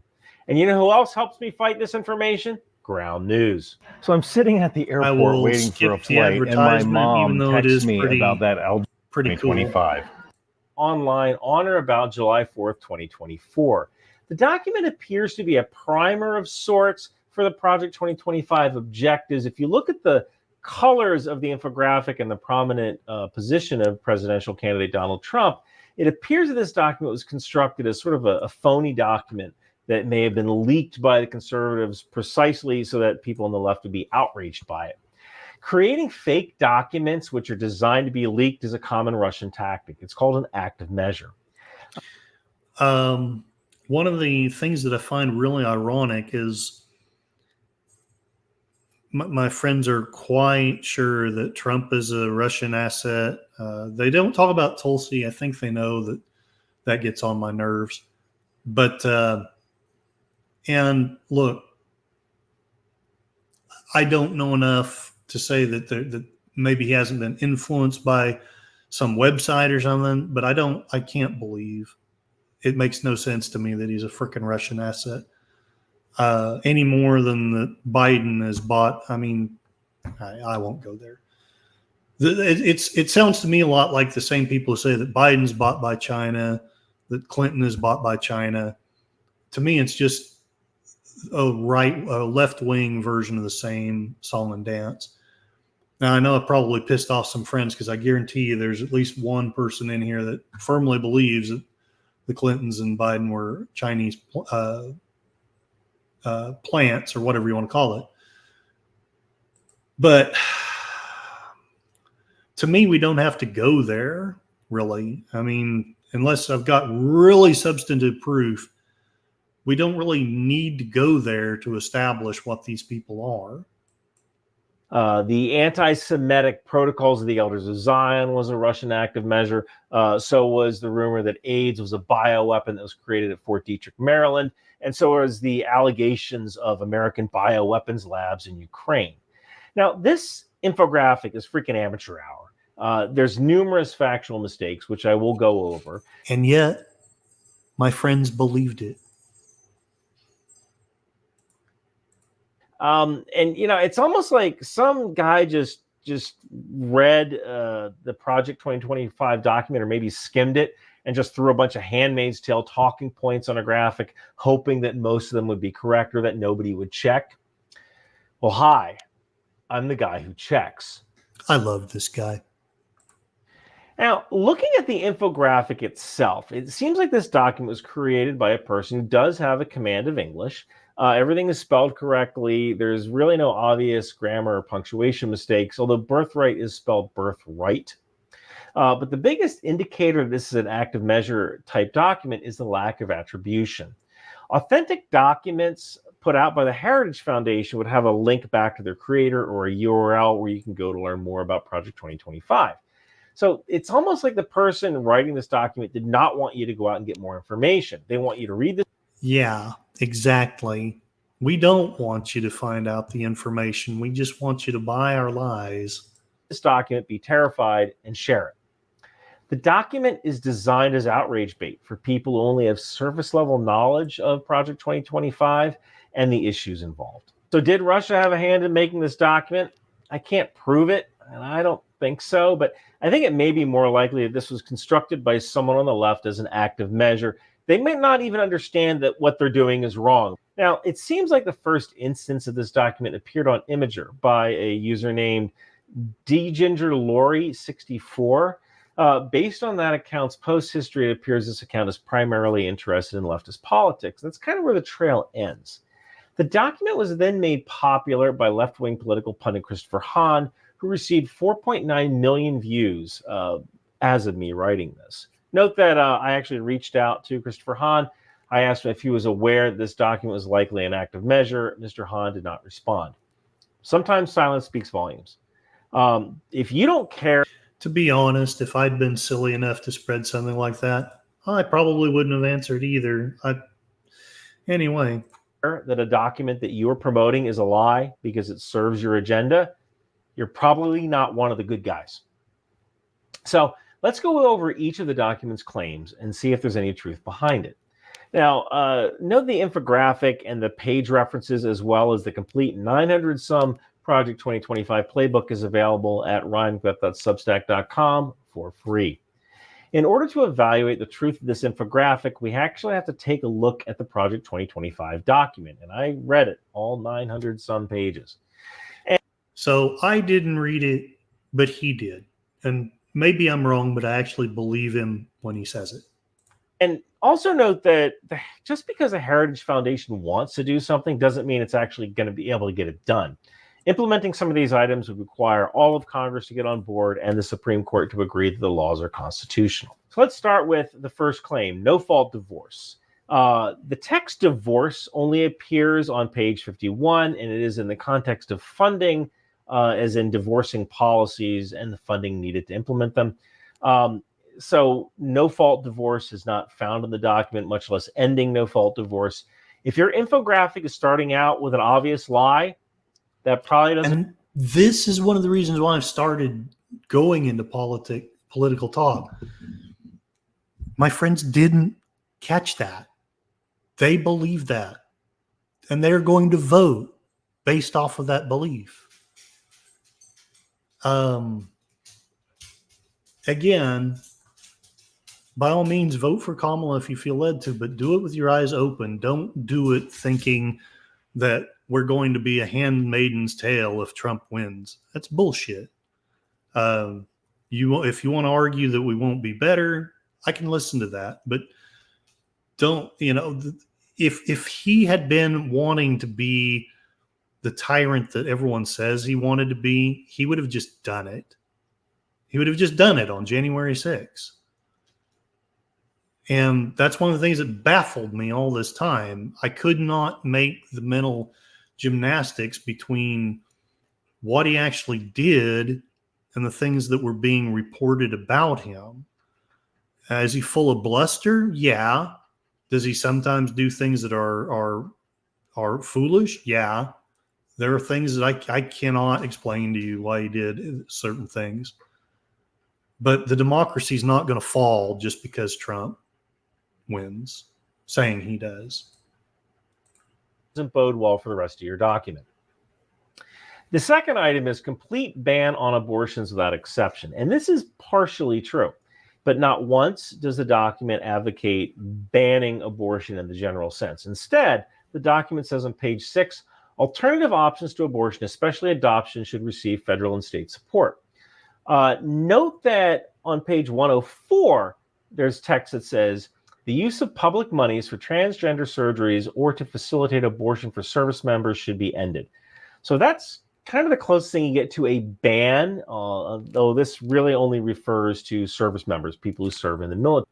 And again, I've read enough of Trump.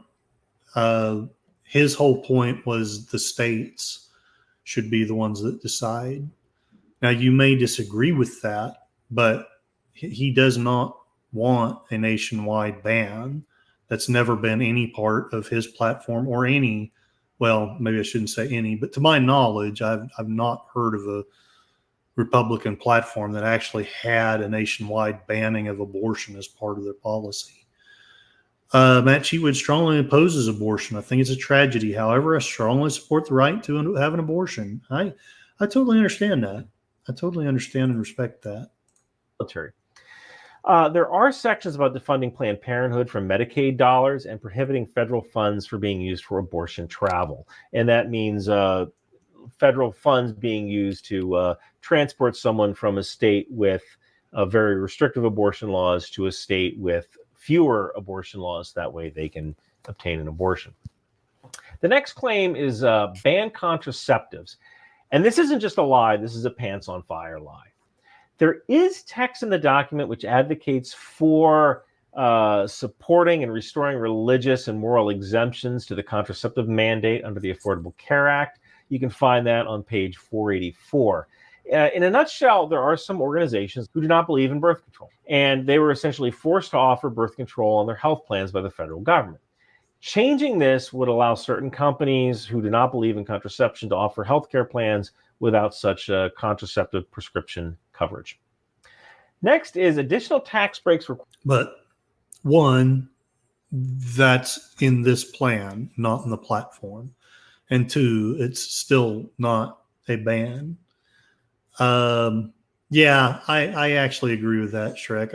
I'm not saying I don't have a dog in the fight, or I probably am somewhere close to where Matt is at on it.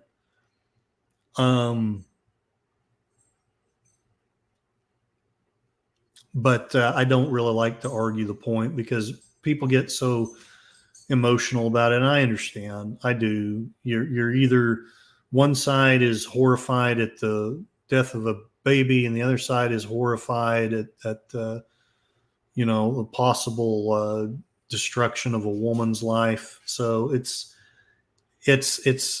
very, to me, it's impossible to really point to one.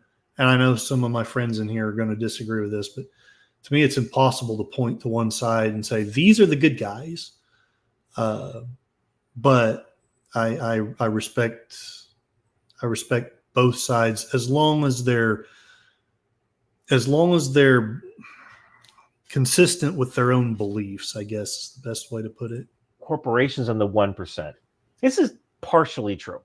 Now, this is kind of the first clue that this is an active measure because the term 1% isn't used by the 1%. And by the way, when I say 1%, that refers to the top 1% of earners in the U.S. So in order to be part of the 1%, you need to bring in an annual salary of $600,000 a year, roughly.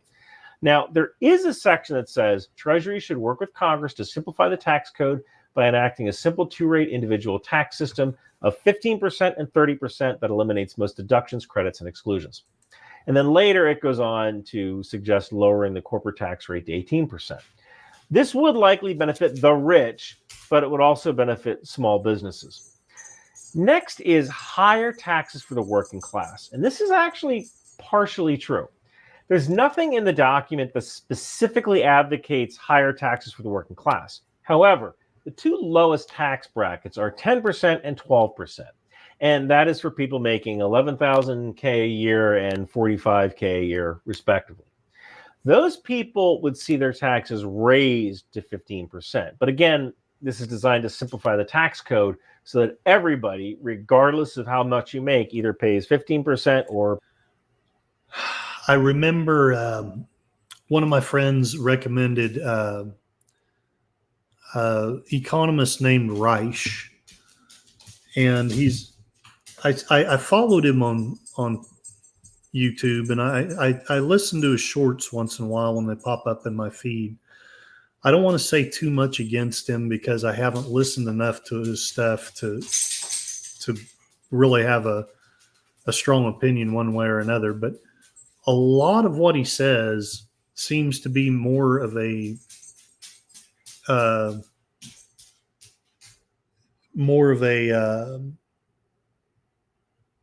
criticism of this plan than it is any actual economics. And it's really frustrating because I don't mind liberals being economists. I want to hear some actual economics. But maybe it might be unfair. It might just be that I should look more into his stuff. RD Ronnie G, a lot of hoopla about medically necessary ABs being made illegal, not entirely accurate. He was the third Keynesian economist I learned about. Yeah, I know Rush Limbaugh hated the guy. So I honestly hesitated to follow him, but my liberal friends, I've been trying, I really have, in spite of what all this sounds, I really have been trying to be centrist and trying to take both sides in. Yeah, I don't doubt you have. Yeah, I know he's left, but one of my friends thinks he's the greatest economist ever, and there it is. There is valid logic. No, I agree. I tend to be more of a classical economist, but I definitely don't discount a responsible Keynesian economics. The only reason why I hesitate about being a Keynesian is it seems like it's used to justify all the crazy crap that's going on now. And I don't want to be just, I don't want to call out Shrek here. They're just trying to share some economics, but I think that what we're doing now is totally fiscally irresponsible. And the truism of Keynesianism that, you can sometimes spend your way out of a recession. If that's true, it still doesn't validate the crazy crap that's going on. DJ Ronnie G, politicians can't be trusted to raise interest rates during the good times. 30%. Next is elimination of unions and worker protections. This is a lie. This actually doesn't appear in the document, although there is a section on page 81 that talks about how hard it is to fire government workers who are underperforming. And it makes suggestions to expedite the process of terminating underperforming government workers. But it's obvious that the statement in the infographic implies eliminating all private sector unions, not making it easier to fire underperforming government employees. Next is Jeff B. always wanted to hear both sides of it. Yeah, you really need to try to. And I do feel in my heart, I feel like sometimes I should be doing some more left-wing stuff, but I think I'll be more willing to do that when either censorship drops down significantly or I don't know. I mean, when I start seeing that the left is no longer the more dangerous side, I'm sorry, that is my thought, that is my belief, then I'll be a lot more willing to dive back into, hey, guess what? The right does some stupid crap too. Is raising the retirement age, and this is a pants on fire lie. The document does not contain anything about raising the retirement age. The document does mention that on page 77, there may be opportunities to save money by moving towards things like thrift savings plans instead of traditional pensions for government workers, but nothing about raising the retirement age. Next is cut Social Security. This is a pants on fire lie. There isn't a single mention in the document of cutting Social Security. Cut Medicare. This is pretty much, again, a pants on fire lie as well. Next is end the Affordable Care Act. This is a lie. I couldn't find anything in the document of ending the Affordable Care Act. There was text on page 469 about separating the subsidized ACA market from the unsubsidized market to promote insurance competition. There's also a section on removing restrictions for physician-owned hospitals. Now, I didn't know about this, but apparently there are some physician-owned hospitals that specialize in certain procedures like cardiology or orthopedics. And it appears that under the ACA, Medicare won't reimburse these hospitals for procedures. So I guess this was done to prevent these small physician-owned hospitals from performing procedures that weren't really needed and then just billing Medicaid like a factory. Or maybe this was a gift to large hospital corporations to decrease competition. Let's see. I'll go ahead and acknowledge some of these. All economic theories are tools in the toolbox, according to Shrek, and I think I can agree with that. Don't throw away half of them. Let the problem-solving analysis decide what tool to use. Matt Cheatwood, I am in favor of a constitutional amendment making all members of Congress ineligible for re-election if the federal government goes into debt. Yeah, I respect both of your views. Competition. But it doesn't seem like Project 2025 intends to repeal the ACA. Next is raise prescription drug prices. There is no explicit language that calls for raising prescription drug prices, but this might be partially true because of a technicality or an effect of a law they want to implement.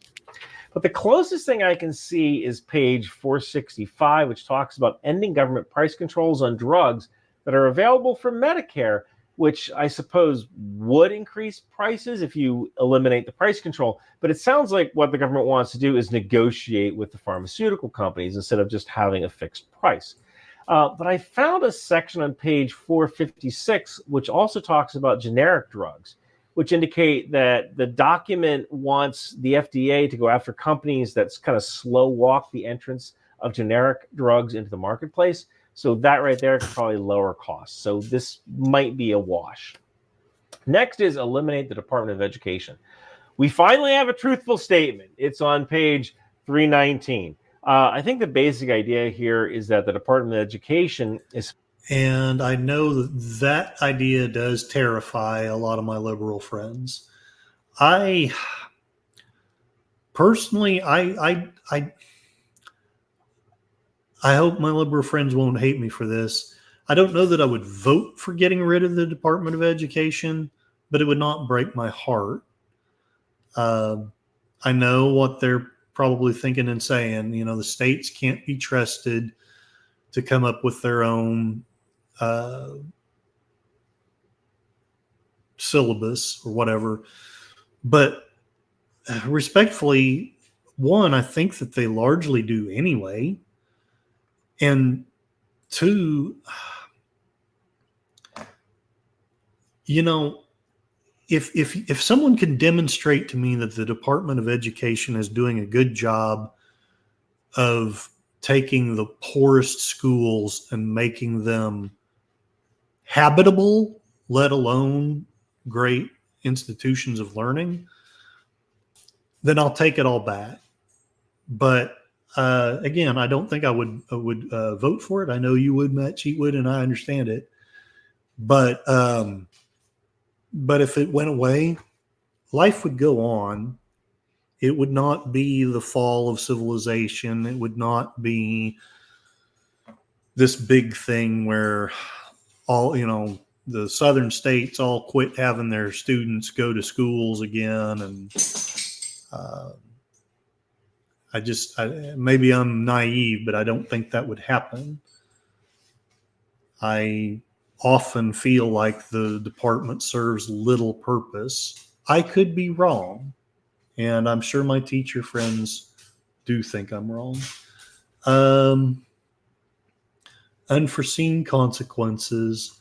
The Department of Education was founded in 1979. Has the education system gotten better since then? Well, humbly, I think not. But again, I don't have the statistics. I don't have the information. So I don't want to hop up and down too much about that. But having said that, to me, if that's the worst thing that's in here, again, I'm not saying you should vote for it, but basically trying to scare people into voting for you because this is going to end democracy is unfair, is bullshit, is frankly condescending to your voters, and it's completely disingenuous to your political opponents, which only makes them want to trust you less and say things like, oh, the elections were rigged, and oh, the virus was this, and the vaccines were that. I'm going to skip to the end because, you know, he does a blow-by-blow here. It's amazing. I think this, next to reading it yourself, I think this video is the best thing that you could watch about 2025. This guy has not got a dog in the fight. I'm pretty sure I could be wrong, but I'm pretty sure he's likely going to vote for Kamala, but I may be wrong about that. And that's not the point. The point is maybe let's stop lying about each other and start actually having a debate of ideas. Because look, to me, some of the best liberal coverage of the Trump assassination attempt was, believe it or not, by the Young Turks. They didn't try to say bullshit like there was a loud noise and he slipped and fell. He came on like directly afterward, and I put a link to this video in the chat. And he said, this is terrible. This is horrible. You know, whoever was behind this is a terrible thing to do. Whatever political ideology of the person that's doing this, you've got to understand, if you have to resort to assassination, you've already lost the political debate. It just means that your ideas were not good enough. I would suggest the same with stuff like this. If you have to lie in order to get people to vote for you, maybe you've lost in the political divide. And again, I know the right does a lot of scaremongering too. It's legit that there's a lot of scaremongering on the other side. I'm going to play this guy's evaluation of the meme I was talking about, Project 2025. And obviously you can make up your own mind. I definitely recommend watching the rest of his video. I doubt that I read the thing myself. I wish I had the time, but I think he's done a pretty good job of debunking. I'm not saying it's a great document and this is the way the government ought to be run, but it's also, it's a straw dog to attack the Republicans based off of this. Justice doesn't mean that they'll always have a conservative opinion on all issues. It doesn't mean they'll vote the way you want them to vote every single time. So if we look at the totals, there are 5 true statements in this infographic, 10 partial truths, and 14 outright lies. This leads to a truth score of 17%. And this is pretty bad. If you have to make up 83% of your allegations against an opposing political party, you might want to revisit what you stand for. Using the same active measure tactics as Russia isn't right, no matter whether you're a liberal or conservative or somewhere in between. So, hey, if you want to support my work fighting disinformation from all sides, head on over to Ryan. Well, there it is. We've got about 24 minutes before Netter, and I think I'm going to call it a stream unless somebody wants to talk about something fairly quick. Shrek PMC, free speech permits uncontrolled disinformation. Cat is out of the bag. It has been that way since Athenian democracy. Yeah, true. I wouldn't abolish or ban this thing from being put out there. I'm 100% against that. But we as citizens, unless we just don't want a republic anymore, we have to do our due diligence and find out when these things are truths and lies. And don't get me wrong, I probably fall for some lie somewhere, but I didn't fall for this one. But I have a lot of intelligent friends who did. And that scares the crap out of me. Because let's face it, if they can be fooled by something as ridiculous as that, is there really much hope for people to make sound, solid votes? I don't know. But that's the case I've built, is basically the people, the left says they're good guys. They're not. Candidates were ramrodded through that really shouldn't have been, and I see no justification for that. And a lot of people are voting based off of lies and fear and terror, and it just doesn't have to be. At least I believe it shouldn't have to be that way. Possibly I'm wrong. That's becoming kind of my catchphrase, I guess. All right, let's call it a stream. I'm going to go back to the soft prone music, as I like to listen to it, as I thank the people in the chat. No, I don't want to rename my stuff. I want to go back to the comments. All right. Thank you very much, Connie Cleary. Thank you for showing up here and putting links in. I will, in fact, be sure to clean my mouse after this. Thank you, JPRPH1. You're so supportive. You have great Christian love, the kind and gentle kind of Christian love. Thank you for that. Thank you for your prayers and for the information you shared. Matt Cheatwood, thank you very much for your support and for having many thoughtful comments. I don't know that I'm quite where you're at, but I lean closer to you than probably most people in this chat, for good or ill. Mr. Lundell's Groovy Movies, thank you for showing up. One of these days we got to figure out when to do another movie watch. Check out his channel. He has some great stuff and a much higher quality than you can find usually on the net. Lots of out of copyright stuff, lots of old silent movies. It's a really fun place to go. Mikey Susie 4, thank you for showing up. He'll be doing his reviews of Red Dwarf. Be sure and check him out if you get a chance. Well, who else have I got? Curbside Classics. He does a lot of stuff about cars. It's really, really fun, really cool. Check him out if you get a chance. Thank you for showing up and for showing your support, sir. Northern Okie, thank you for showing up. I hope that you weren't upset by too much of the stuff that's said in here. I know that you are a good person with lots of love in your heart, and I know you put a lot of thought and research into your beliefs too. So I hope that nothing I've said seems disrespectful. It wasn't meant to be. Let's see who else we had. We had a lot of people show up today. Thank you. Darth Plato, thank you for showing up. I always love seeing pictures of Batgirl. And you also had some good contributions, some things that I need to look up. Maybe I'll talk about that in my next stream. Let's see. Shrek PMC, thank you for showing up. I love that you challenged me, but you challenged me in a respectful way. That's exactly what we should all be doing. Challenge each other by all means, but with love and respect, not with lying placards about policies that are somebody's invention.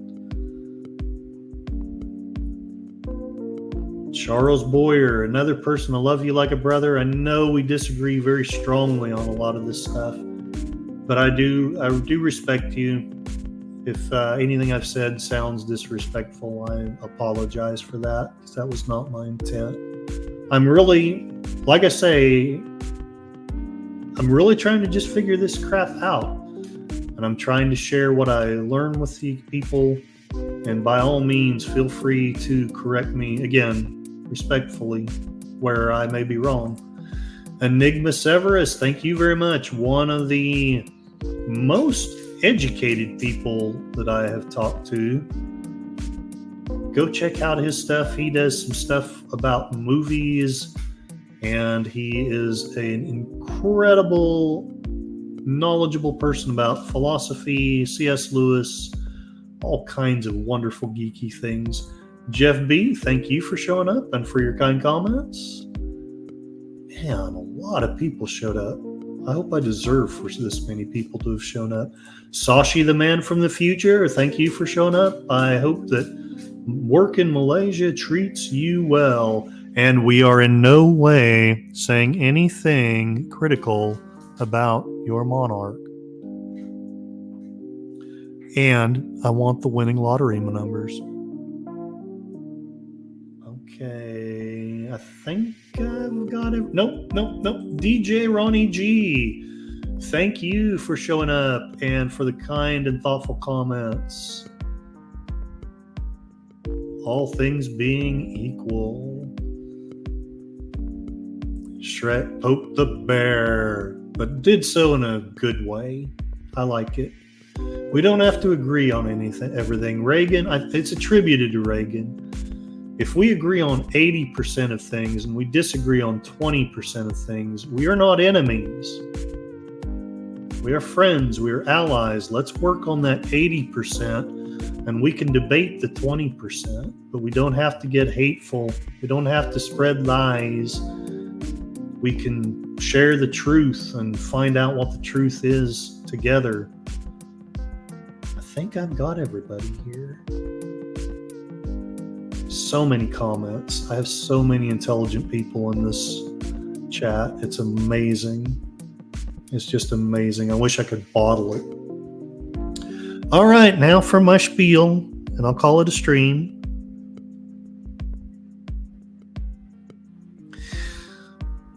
Wise person once said that life is pain, and anyone that tries to tell you otherwise is trying to sell something. Yes, I stole that phrase, but I do want to admit to you, I am trying to sell you something. I'm trying to sell you on the idea that liberty is better than tyranny. The truth is stronger than lies. Love is stronger than hate. I'm trying to sell you on the idea that you are smart enough to run your own life, no matter what governments or big corporations or bullies may say. I'm trying to sell you on the idea that yes, you should submit to legitimate governments that give you a say, but you should not submit to liars or tyrants or bullies.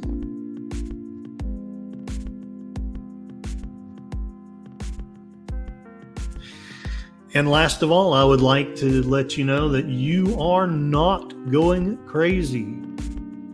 You are, in fact, going sane in a world that's gone crazy. Thank you very much, all of you. I think there's some wonderful people in here. Even the ones that don't agree are wonderful people, and we have to remember that. We can't hate the people on the other side. We can hate the oligarchs. We can hate the principles of tyranny, but we can't hate the people. It won't do us any good. I understand the temptation to it, but it won't do us any good. Doesn't mean we shouldn't struggle. All right. Well, I'll meet y'all at Netters Network in about 14 minutes. I hope that this was worth your time. I hope you learned a little bit. I hope you were at least mildly entertained. I absolutely appreciate everyone that came. And I am probably going to do a stream sometime. Saturday is my birthday. And I know this is weird, but I want to celebrate it, at least for a little while, with you guys. I don't really have a topic. It'll basically just be a birthday / celebration of some channel successes, and maybe we can shoot some bull with all this wonderful chat that goes on. Thank you all, and have a wonderful night.